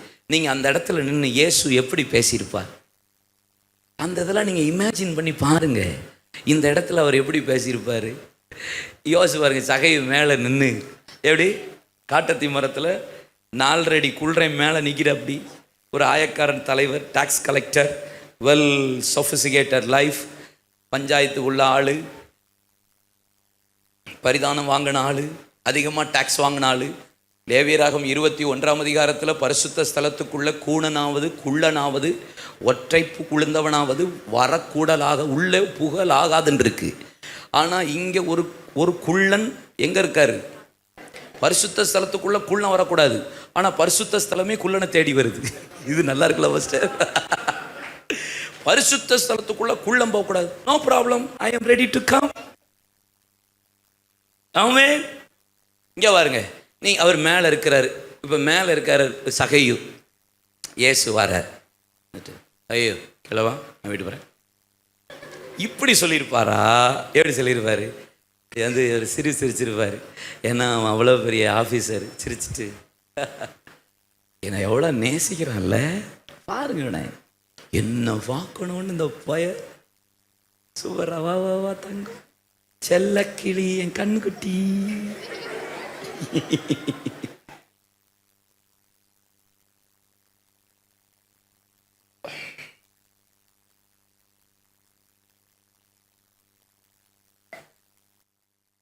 நான் ஒருபோதும் உன்னை கைவிடுவதில்லை என்றுரை செய்தேனன்றோ. கடலாழத்திலும் அக்கினி சூளையிலும் என்னை காத்திடும் பலவானன்றோ. விஷ சர்ப்பங்களோ சிங்க கூட்டங்களோ பயம் வேண்டாம், உன் அருகினில் நான் என்றுரை செய்தவரை ஆராதிப்பேன். ஆவியில் ஆராதனை என்றுரை செய்தவரை ஆராதிப்போ. ஆவியில்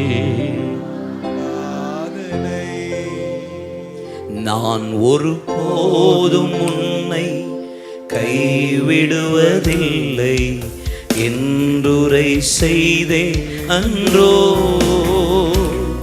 நான் ஒருபோதும் உன்னை கைவிடுவதில்லை என்றுரை செய்தே அன்றோ. கடலாழத்திலும் அக்கினி சூளையிலும் உன்னை காத்திடும் பலவானன்றோ. விஷ சர்ப்பங்களோ சிங்க கூட்டங்களோ பயம் வேண்டாம், உன் அருகினில் நான் என்றுரை செய்தவரை ஆராதிப்போ. ஆவியில் ஆராதனை. ஆமென். என்றுரை செய்தவரை ஆராதிப்போ. ஆவியில் ஆராதனை. அல்லேலூயா. ஆமென். இந்த சவுல் என்னை கொன்று விடுவானோ?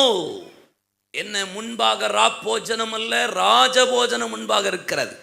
இன்னைக்கு நமக்கு முன்பாக பிசாசு இப்படிதான் தந்திரமான பல காரியங்களை முன்பாக வைத்துவிட்டு எப்ப வந்து உட்காருவோம், எப்ப அழிக்கலாம் என்று தேடிக்கொண்டிருக்கிறான் பொல்லாத பிசாசு. ஆசீர்வாதம் என்கிற போஜனம். ஆமென். ஆமா, இன்னைக்கு நமக்கு முன்னாடி பெருசா விரிக்கப்பட்டிருக்கிறது. ஹைப்பர் கிரேஸ், எக்ஸ்ட்ரீம் கிரேஸ் என்கிற ஒரு பெரிய போஜனம். Easy to receive God's blessing. Everything done on the cross. எல்லாம் சிலுவையிலே செய்து முடித்து விட்டால் போஜனம் உனக்கு முன்னாடி இருக்கு. நீ ஜெபிக்க வேண்டாம், தரப்புல நிற்க வேண்டாம். இயேசு தரப்புல நின்று விட்டா நீ எதுவுமே செய்ய வேண்டாம்ப்பா. Simple faith. You can receive anything else. எதை வேணாலும் பெற்றுக்கொள்ளலாம். விசுவாசம் இருந்தால் போதும். கடுகு விதை விசுவாசம் இருந்தாலும் ஓ உனக்கு எல்லாம் கிடைக்கும்ன்றான் பிசாசு, போதிக்கிறான். கரெக்டா? யாக்கோபு 2ஆம் அதிகாரம் 19ஆம் வசனத்துல அங்க யாக்கோபு நிறுவன் சொல்லுகிறான், விசுவாசம் மட்டும் போதுமா? பிசாசும் தேவன் ஒருவர் என்று விசுவாசித்து நடுங்குகிறதே. பிசாசு கூட என்ன நடுங்குதான்? பிசாசு கூட தேவன் ஒருவர் உண்டென்று விசுவாசிக்கிறதா, நடுங்கி பயந்து விசுவாசிக்குதான். நம்மளை விட நல்ல பிசாசு பாருங்க பாஸ்டர். நம்மளாவது விசுவாசிக்கிறோம், அது எப்படி விசுவாசிக்குதான்? பயந்து நடுங்குது பிசாசு விசுவாசத்து. அப்போ ஆண்டவர் விசுவாசத்துக்கு மேல ஏதோ நேட்ட எதிர்பார்க்கிறாரு. அல்லேலூயா சொல்லுங்க. இன்னைக்கு தேசம், இன்றைக்கு திருச்சபைகள், இன்னைக்கு நான் சொல்றேன், கூடுமானால் தெரிந்து கொள்ளப்பட்டவர்கள் தான். இன்னைக்கு அநேக கர்த்தருக்காக வைராக்கியம் பாராட்டின முன்னணியில் இருந்து தேவ சமூகத்தில் காத்திருந்தவர்கள் தான், ஆண்டவருக்காக பிரதிஷ்டையோடு ஜீவித்தவர்கள் தான்.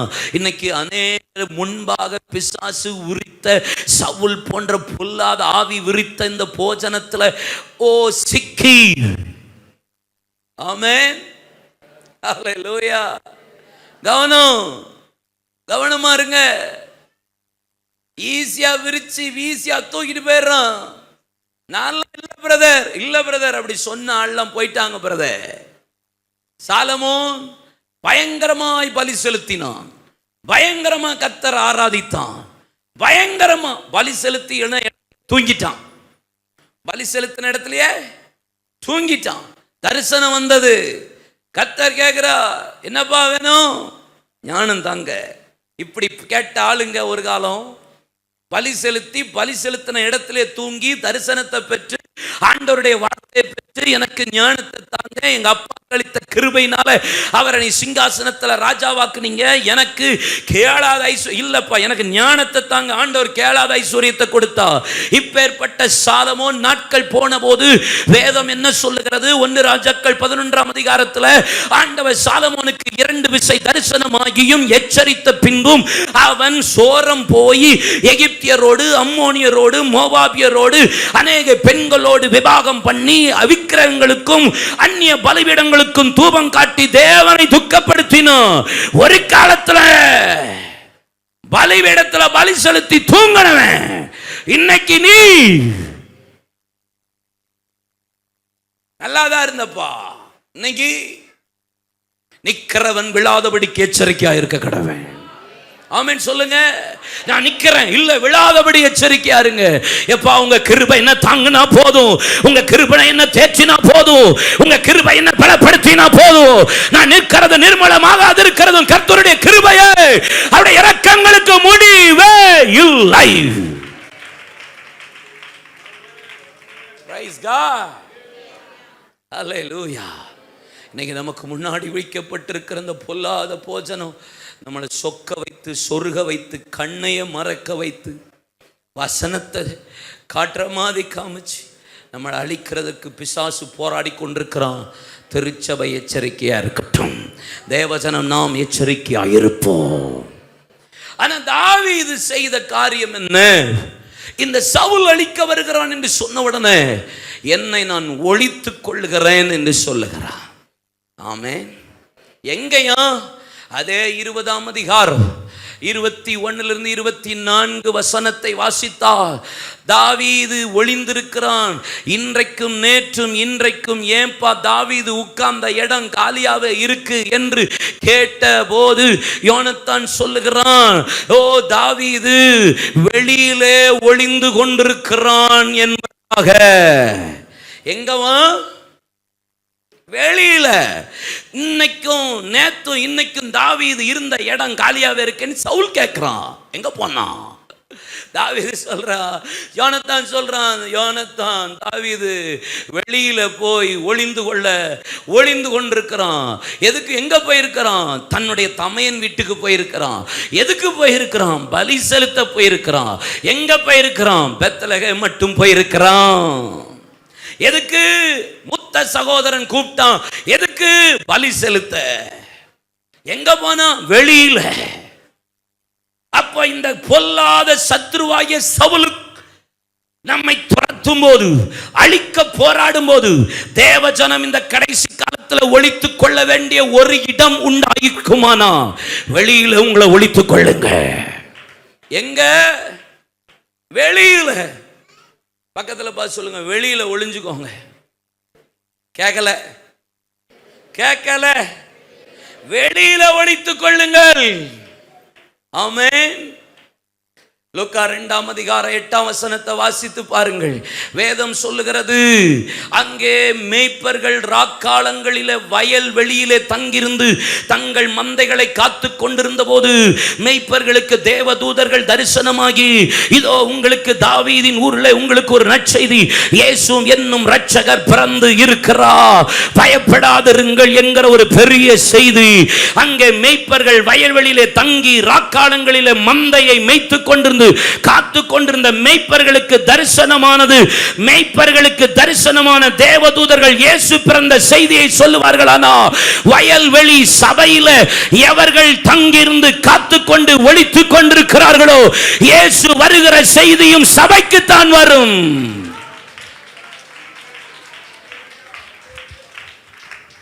அல்லேலூயா சொல்லுங்க. எங்க ஒளிக்கணும்? சர்ச். நமக்கு தெரிகிற ஒரே இடம், என்ன பிரச்சனை போராட்டனாலும் எங்கே தான் வரணும்? உளுந்துடணும் பொத்துன்னு. ஏன்னா இங்கே தான் உங்களுக்கு உத்தரவாதமே இருக்கு. ஆமென். சங்கீதம் 134 வசனங்கள் வேதம் இப்படி சொல்கிறது.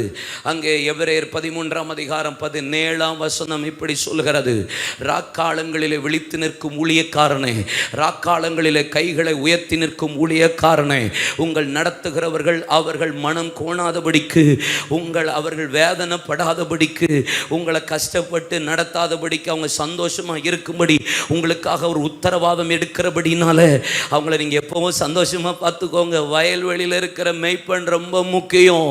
ஏன்னா உங்களுக்காக கைகளை உயர்த்தி நின்று உத்தரவாதம் எடுக்கிற இடம் இந்த சபை. ஆமென் சொல்லுங்க. ஆதியாகமம் 30:19 31 வாசித்து பாருங்கள். யாக்கோபு ஒரு மேய்ப்பன். இரவின் பனியும் பகலின் வெயிலும் என்னை பட்சித்தது, இரவின் பனிக்கும் பகலின் வெயிலுக்கும் என் மந்தையின் மீது நான் கவனமாக இருந்தேன் என்று சொல்லுகிறான்.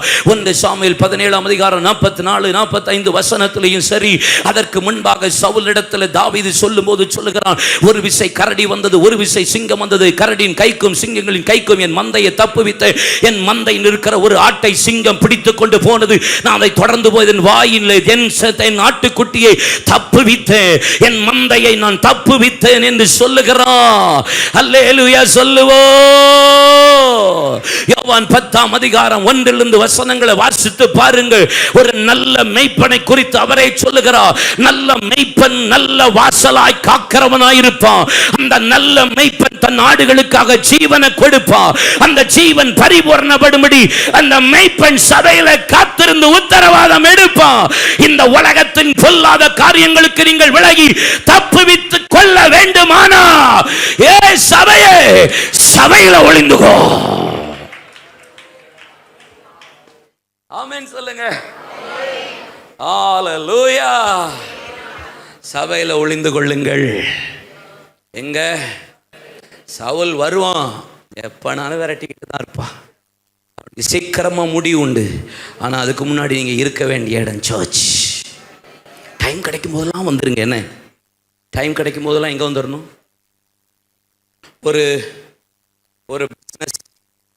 ஒரு பிஸ்னஸ் ஒரு வேலைன்னா இப்போ அட்லீஸ்ட் 8 hours இல்லை 12 hours ஒர்க் ஆயிடுது. சிலருக்கு 10 hours 12 hours.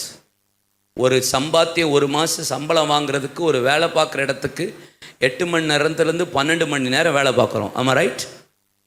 ஒரு பிஸ்னஸ் பிளேஸில் பிஸ்னஸுக்கு காலையில் சிலர் 6 மணிக்கு கதவை திறக்கிறாங்க. காலையில் 6 மணிக்கு சிலர் கதவை திறக்கிறாங்க, சிலர் 8 o'clock, சிலர் 10 o'clock. ஹோட்டல்ஸ் எல்லாம் 24 hours ஓடுற மாதிரி ஓடிட்டுருக்கு. ஆனால் அந்த இடத்துக்கு சாப்பாடுற இடத்துக்கு சம்பாதிக்கிற நம்மளோட உணவு உடை எல்லாவற்றுக்காக அந்த இடத்துல போய் ஃபுல் ஃப்ளெஜ்டாக போய் இருக்கிறோம். ஒரு டீச்சருடைய வேலை காலையிலேயே சமையலாக்கி சாப்பாட்டை எடுத்துகிட்டு அவளை கேரி பண்ணி போய் எல்லாம் குழி கொடுத்துட்டு முடிச்சுட்டு வர வேண்டியிருக்கு. ஆனால் நித்தியத்துக்கு கொண்டு போகிற இந்த திருச்சபைக்கு நாம் கொடுக்குற நேரம் சண்டே ஆராதனையில் 1.5 மணி நேரம் இல்லை 2 மணி நேரம். 2 மணி நேரத்தில் 10 நிமிஷம் கூடினாலும் கறி காலியாயிருமோ? கறி காலியாயிருமோ? ஆட்டோ போயிருமோ, பஸ்ஸு போயிருமோ, போனாதான் என்னவா?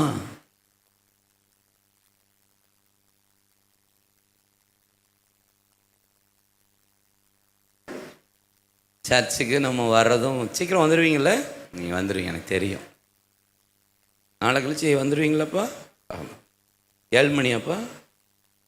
9 9 மணின்னா 8:30 வந்துடுவீங்களோ?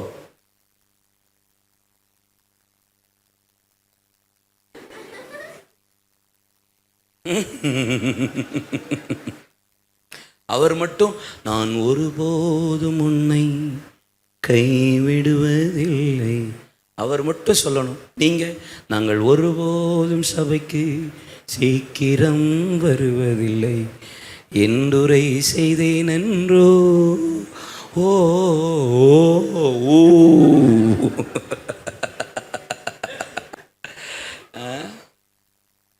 அல்லேலூயா. நீங்கள் சிம்பிளாக நீங்களே உங்கள் கையில் சாய்ஸை விட்டுறேனே, உங்கள் கையில் சாய்ஸை விட்டுறேன். நித்தியத்துக்கு கொண்டு போக போகிறது இந்த சபை தானே, எழுப்புதலுக்கு சபை தானே. இந்த சபைக்கு வாரத்தில் எவ்வளோ நேரம் டைம் ஸ்பெண்ட் பண்ணுறோம்? Simple thing. உத்தரவாதம் இங்கே தான் இருக்குது, பாதுகாப்பு இங்கே தான் இருக்குது, வார்த்தை இங்கே தான் இருக்குது, வெளிச்சம் இங்கே தான் இருக்குது, வாசல் இங்கே தான் இருக்குது, ஏனி இங்கே தான் இருக்குது, தரிசனம் இங்கே தான் இருக்குது, வாக்குத்தத்தம் இங்கே தான் இருக்குது, உடன்படிக்கை இங்கே தான் இருக்குது, பொருத்தனை இங்கே தான் இருக்குது. என்னை உணர்த்த இடம் இங்கே தான். என்கிட்ட பேசுகிறார், என்னை உணர்த்துறார். கண்ணீரோடு உள்ள நுழையும் போதெல்லாம் என்னை பலப்படுத்துகிற இடம் இதானே. இதுக்கு நான் எவ்வளோ நேரம் டைம் ஸ்பெண்ட் பண்ணுறேன்? அப்புறம் சவுல் வர்றான், குத்துறான், குடையிறான்னு சொல்லிட்டு இருக்கக்கூடாதா? ஆமென் சொல்லுங்களேன்.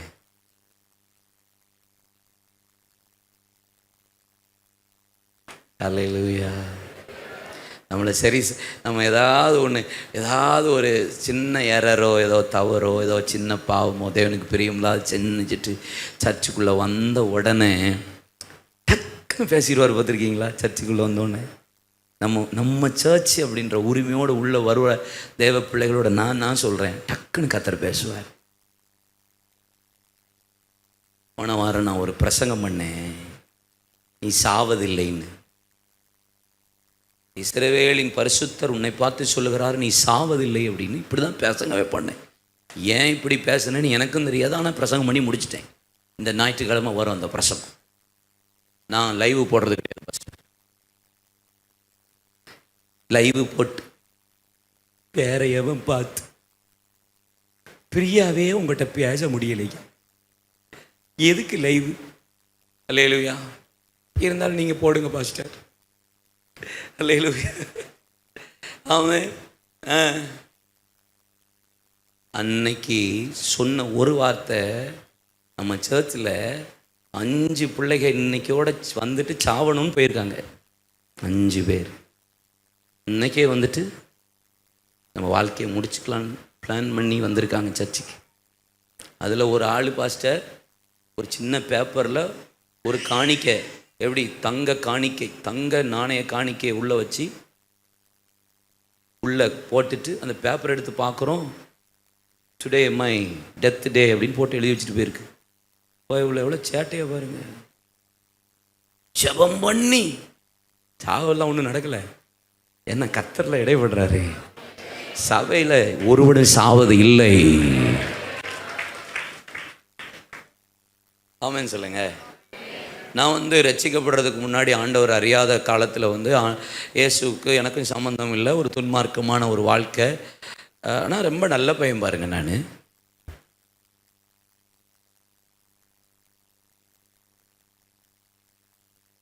நல்ல பையன்னா ஏன் சிரிக்கீங்க? என்ன கொஞ்சோண்டு குடிப்பேன், கொஞ்சம் தான் குடிப்பேன், 6 நாள் மட்டும். மற்றபடிலாம் நல்ல பையன்தான். காலேஜுக்கு போகும்போது கொஞ்சம் கொஞ்சம் கத்தியோடு போவேன், பட் நல்ல பையன். அதுக்காக நான் கெட்ட பையன் ஆக முடியுமா? என்னம்மா பைபிளை வச்சுட்டே பல பேர் உள்ள கத்தியோடு அலையிறீங்களா? அப்போ ஒரு நாள் இயேசுவை ஏற்றுக்கொண்டேன், ரட்சிக்கப்பட்டேன், அபிஷேகம் பெற்றேன், ஆண்டவருக்காக வாழ ஆரம்பித்தேன். வேலை இல்லாது எனக்கு வேலை கிடச்சிது. ஒரு பெரிய கம்பெனியில் கர்த்தர் எனக்கு வேலையை தந்தார். ஒரு நாள் இந்த வேலையெல்லாம் பார்த்துட்டு ஒரு சாட்டர்டே காலையில் வேலை பார்த்துட்டு இருக்கேன். என் தூத்துக்குடியில் ஒரு சவுத் ராஜா ஸ்ட்ரீட்னு ஒரு ஏரியாவில் இந்தியாவிலே ஏஷியாவிலே நம்பர் 1 ஒரு எக்ஸ்போர்ட் பண்ணுற அவர்கிட்ட ஒர்க் பண்ணுறேன். எல்லாருக்குமே தெரியும். அப்போது என் கம்பெனிக்கு ஒரு போலீஸ் ஒரு ரைட்டரும் ஒரு கான்ஸ்டபுளும் வந்து யார் இங்கே கார்த்திகேயன் கேட்குறாங்க. நான் தான் அங்கே டேபிள் உட்காந்து எழுதிட்டுருக்கிறேன். என்னை கூப்பிட்டாங்க. யார் கார்த்திகேயன்? நான் தான் சார். கொஞ்சம் வந்துட்டு போகலாமா அப்படின்றாங்க. நேராக போகிறேன் போலீஸ் ஸ்டேஷனுக்கு. பார்த்தா கடைசியாக என் பேரில் ஒரு சின்ன கேஸ் தான். அது தேவையில்லாமல் என் பேரை இன்க்ளூட் பண்ணிட்டாங்க. அதுக்கு எனக்கு சம்மந்தம் இல்லை, ஆனால் இன்க்ளூட் பண்ணிட்டாங்க. நான் போகிறேன். என்னை சுற்றி சப் இன்ஸ்பெக்டர் 2 பேர், ஒரு ரைட்டரு, 4 கான்ஸ்டபிள், ஒரு இன்ஸ்பெக்டரு. அடிக்க மட்டும் செய்யலை, அவ்வளோ அசிங்கமான வார்த்தைகள், கேவலமான வார்த்தைகள் பேசி எனக்கு நம்ம துன்மார்க்கமாக இருந்தபோது இந்த வார்த்தை கேட்கும்போது நமக்கு ஒன்றும் தெரியாது. அந்த ரட்சிக்கப்பட்ட புதிது பார்த்திங்களா, இப்போ கேட்டால் ஒன்றும் தெரியாது. ஏன்னா எல்லாம் சூடு சோறனை ஒன்றும் இல்லை பாருங்கள், எருமை மாதிரி ஆயிட்டோம். ஆமாம். ஆனால் ரட்சிக்கப்பட்ட புதிதில், இயேசுவை ஏற்றுக்கொண்ட புதிதில் ஒரு மாதிரி டிஸ்டர்பன்ஸாக இருக்கும். நம்மளை ஒரு ஆள் ஹர்ட்டாக பேசிட்டாலே என்னடா இது அப்படின்ற மாதிரி இருக்கும். அப்போது என்னை வந்து அவர் கேட்குறாரு, இந்த மாதிரி பேசுகிறார், அசிங்கமாக பேசுகிறாரு. தலையை குனிஞ்சிட்டு இப்படி கையை கட்டிட்டு நின்றுக்கிட்டே இருக்கேன். எங்கே வேலை பார்க்குறல அப்படின்னாரு. அந்த கம்பெனி பேரை சொன்னோன்னே இன்ஸ்பெக்டர் அமைதி ஆகிட்டார். ஏன்னா பெரிய கம்பெனி. உடனே ரைட் சார், சரி போப்பா, எழுதி கொடு, கூப்பிட்டா வரணும். சரி சார், எழுதி கைத்து உடனே போயிட்டு. ஆனால் என்னால் சாட்டர்டே அன்னைக்கு வேலை பார்க்க பிடிக்கல. நான் உடனே என் மேனேஜர்கிட்ட சொல்லிட்டு, சார் நான் வீட்டுக்கு போகிறேன் கிளம்பிட்டு. சாட்டர்டே தான் ஹெவி கண்டெய்னர் இருக்கும், ஷிப்பு இருக்கும். ஆனால் நைட்டு 1 மணிக்கு 2 மணி 4 மணி 3 மணி தான் வீட்டுக்கு போக வேண்டியிருக்கும் சாட்டர்டே. தயவுசெய்து என்னை விடுங்கன்னு கேட்டேன், விட்டுட்டார். நான் நேராக வீட்டுக்கு வந்தேன். வந்துட்டு எங்கள் அம்மாட்ட சொன்னேன், எனக்கு சாப்பாடெல்லாம் வேண்டாம். பைபிள் எடுத்தேன், மொட்டை மாடி டெரஸுக்கு போனேன், ஜெபம் பண்ணேன், அழுதேன், உருண்டேன் பிறண்டேன்,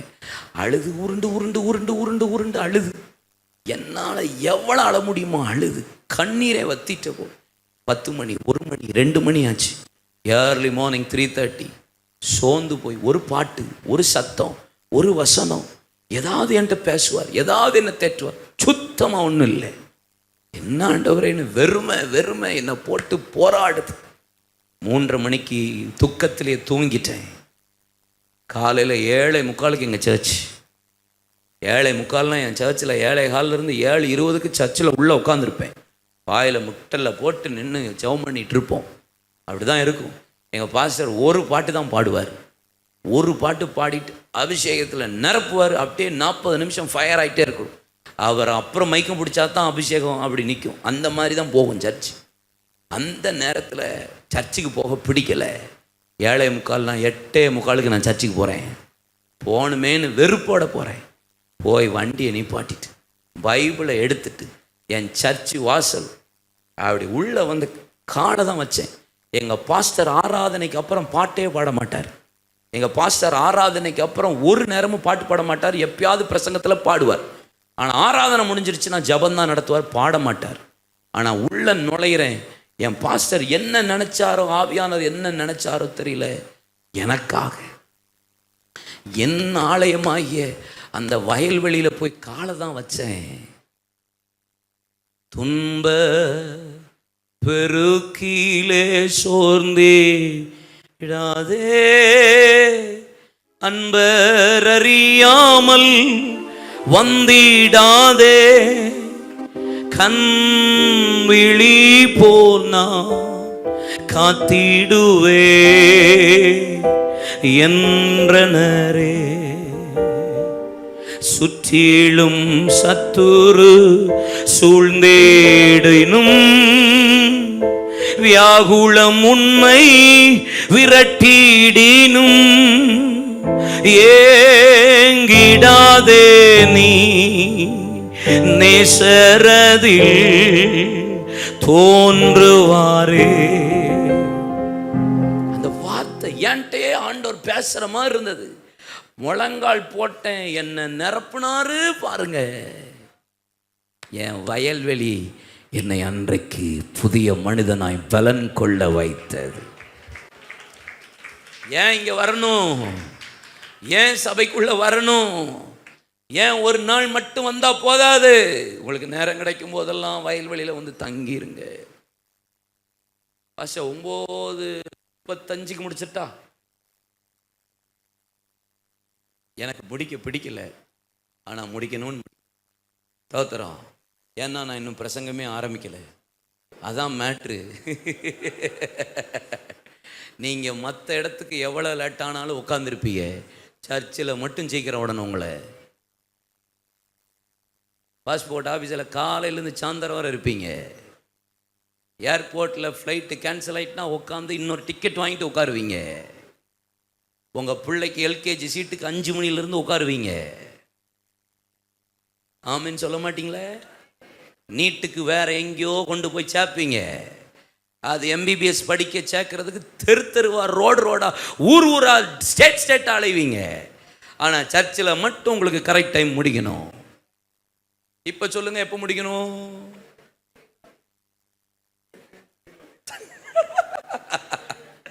அவன் சொல்லுங்க. ஏன் சர்ச்சிலெல்லாம் நோ டைம், வைக்கிறது தான் டைம். இல்லையா சொல்லுங்க. இருந்தாலும் நான் முடிச்சிடுறேன். இப்போ எவ்வளோ சிரிப்பு பாருங்க. தோத்திரம். டக்குன்னு வசனம் மட்டும் சொல்லிட்டா ஆளை விட்டுருங்கய்யா அப்படி. நாளைக்கு யூத் மீட்டிங் தானேப்பா, வந்துடுவீங்களே? யூத் மீட்டிங்களுக்கு வர்றவங்களாம் அல்லேலூயா. சும்மா நீங்களும் வாங்க. சும்மா யூத்துன்னு, நீங்களும் யூத்து தான். நானே கிளட்டு போய ஊத்துங்க வந்து நிற்கேன். நாங்கள் யூத்துன்னு உங்கள் பாஸ்டர் என்ன வெளியே போயிட போகிறாருன்னு அவரும் இருக்க தான் போகிறாரு. நான் தான் பிரசங்கமே பண்ண போகிறேன். நானே தாத்தாவாயிட்டேன். யங் தாத்தா. அல்லேலூயா சொல்லுங்க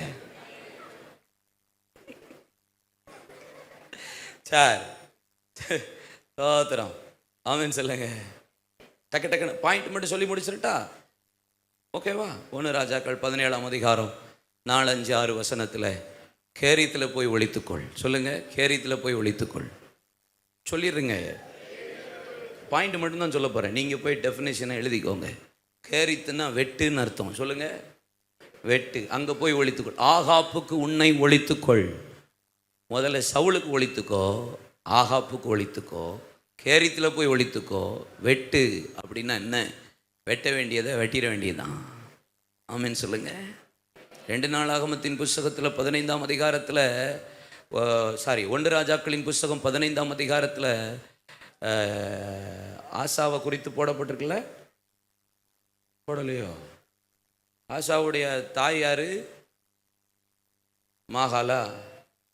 அவள் கர்த்தருக்கு பிரியமில்லாததை செய்தால், தூபம் காட்டி விக்கிரகாராதனை செய்து பலிபீடங்களை கட்டினாள். ஆசா அவன் தாயாகிய மாகாலை ராஜாத்தியா இராதபடிக்கு புறக்கணிச்சானா. நீ தாயா இருந்துக்கோ இல்லை பேயா இருந்துக்கோ, நீ கரெக்ட் இல்லைன்னா தூக்கி நோட்டிடணும், வெட்டிடணும். சொல்லுங்க, வெட்டிருங்க. இவருங்க இந்த கடைசி காலத்தில் காம்ப்ரமைஸ் பண்ணிட்டுலாம் இருக்காதீங்க. சத்தியத்தில் காம்ப்ரமைஸ் பண்ண முடியாது. ஆமென் சொல்லுங்க. 2020 ஆரம்பத்தில் ஆண்டவர்கிட்ட சொன்னார், நீ பேச உன்னை இந்த உலகம் ரொம்ப பகைக்கும், நீ ரெடியா அப்படின்னாரு. சரண்டர் மை செல்ஃப்னாச்சு. பகைக்கப்படுவாய், சத்தியத்துக்காய் சத்துருவாவாய், நோ ப்ராப்ளம் ஆண்டவரே. இந்த ஆசீர்வாத உபதேச பாட்டு எல்லாத்தையும் வெட்டிடணும். காம்ப்ரமைஸ் பண்ணக்கூடாதுன்னு சொல்கிறேன். ஆமென் சொல்லுங்க. அல்லேலூயா. ஆமென். அப்போஸ்தலர் 7:51, ரோமர் 2:21, பிலிப்பியர் 3:3, கொலோசியர் 2:20 வேதம் சொல்லுகிறது. விருத்த சேதனத்தை பற்றி போடப்பட்டிருக்கிறது. இருதயத்தில் விருத்த சேதனம், மாம்சத்தில் விருத்த சேதனம், ஆவியில் ஆராதனையில் விருத்த சேதனம் என்று பல விருத்த சேதனத்தை பற்றி சொல்றார். வெட்ட வேண்டியதெல்லாம் வெட்டிடணும். யோசுவா 5ஆம் அதிகாரம் 8, 9, 10, 11 வசனம். இங்கே இஸ்ரவேல் ஜனங்கள் மீண்டும் வந்தபோது கில்கால் என்ற இடத்துல மீண்டும் அவன் விருத்த சேதனம் பண்ணினான். நிந்தையை கர்த்தர் புரட்டி போட்டார். வெட்ட வேண்டியதை வெட்டினாத்தான் நிந்தையை கர்த்தர் புரட்டி போடுவார். கையை தட்டி ஆண்டவரை மகிமைப்படுத்துங்க. ஆமென். மோசேயை ஆண்டவர் அவர் துணிந்து கொல்ல முயற்சித்தார். ஆனால் அவள் மனைவி உள்ள குறுக்கிட்டு விருத்த சேதனம் மண்ணின வெட்டினதுனால அவனை கொல்லாதபடி கர்த்தர். ஆமென். வெட்டிடணும். இந்த காம்ப்ரமைஸ் எல்லாம் பண்ணலாம் முடியாது. என்னால் பண்ண முடியாது, நீங்களும் பண்ணக்கூடாது, இயேசுவும் பண்ணக்கூடாதுன்னு சொல்லியிருக்கிறார். உள்ளதை உள்ளதென்றும் இல்லாததை இல்லாதன்னு சொல்லுங்கள், மிஞ்சினதெல்லாம் தீமையாக இருக்கிறது. ஆமென் சொல்லுங்க.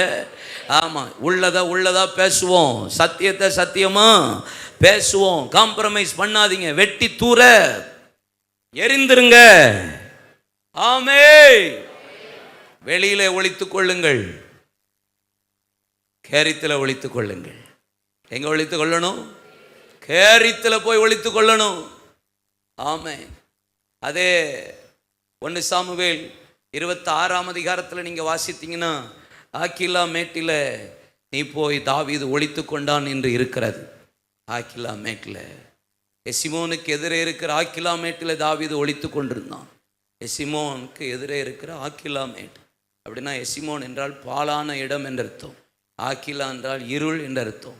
பாலான இடத்திற்கு எதிரே இருக்கிற இருளில் போய் உன்னை ஒளிச்சு கொன்றாரு அப்படின்னா என்ன அர்த்தம்? ஆண்டவரே, ஏசாயா 50ஆம் அதிகாரம் 10ஆம் வசனம் சொல்லுகிறது, உன் போதகரின் சொல்லை கேட்டு. அது போடுங்க, ஏசாயா 50:10. வேகமாக 5 நிமிஷத்தில் முடிச்சார்.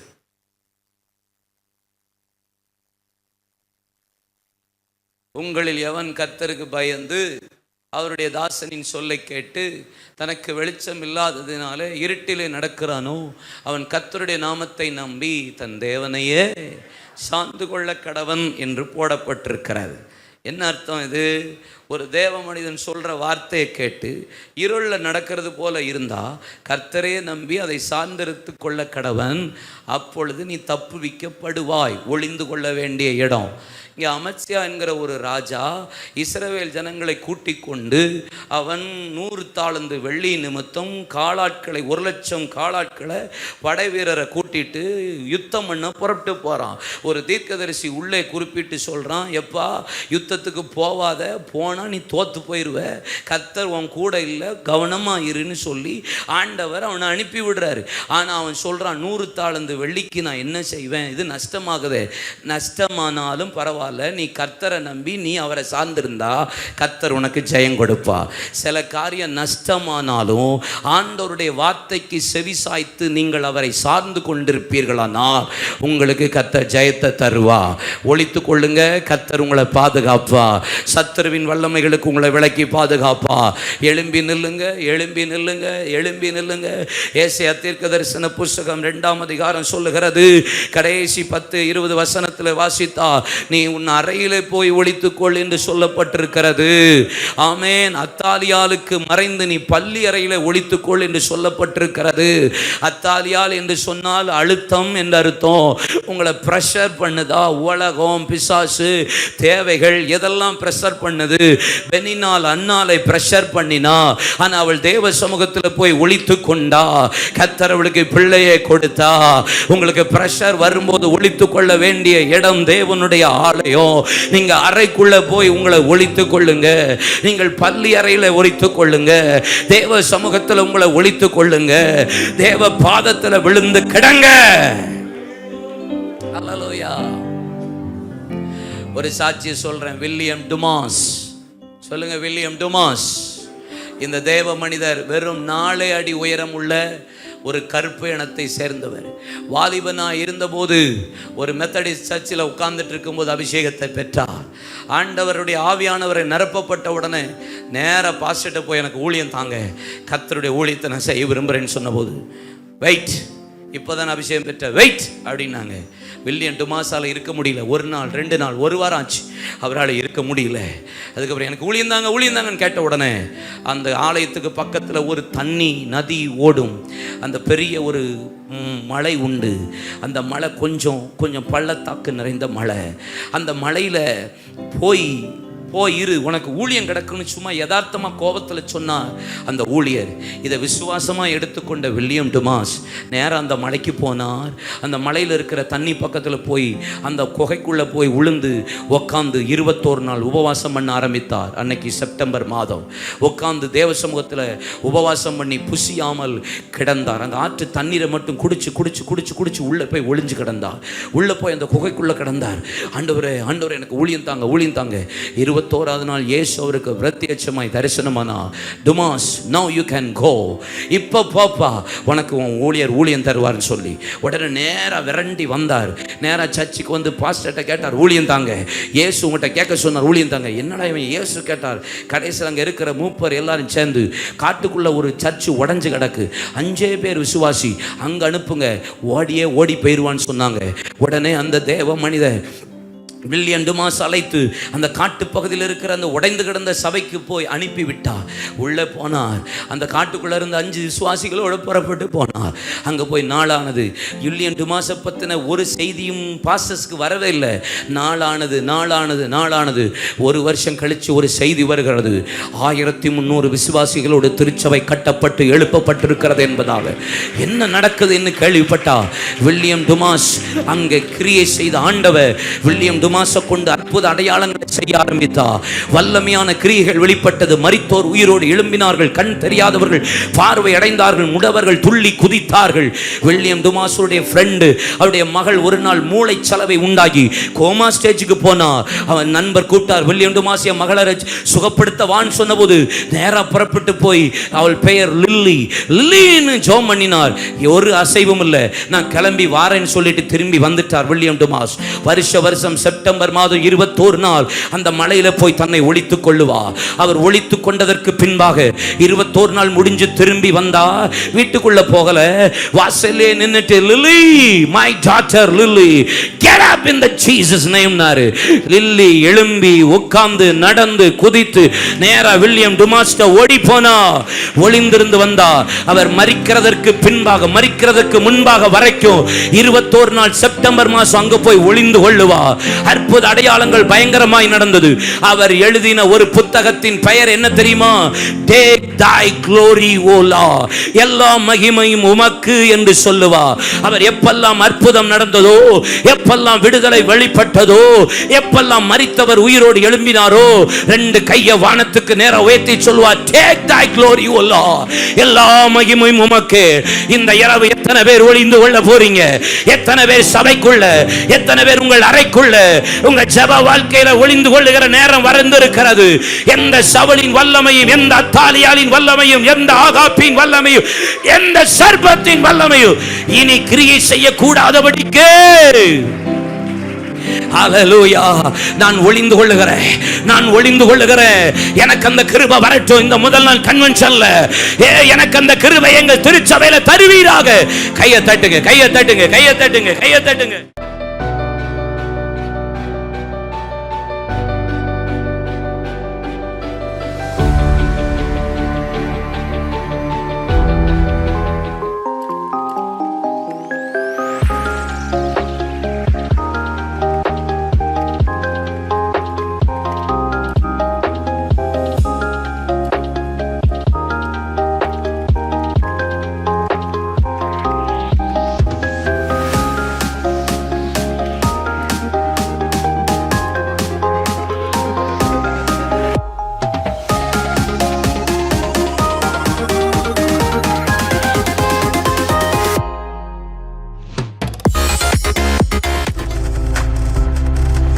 நீங்கள் பார்த்துக் கொண்டிருப்பது உங்கள் ஜாய் டிவி. உங்கள் துக்கம் சந்தோஷமாய் மாறும்.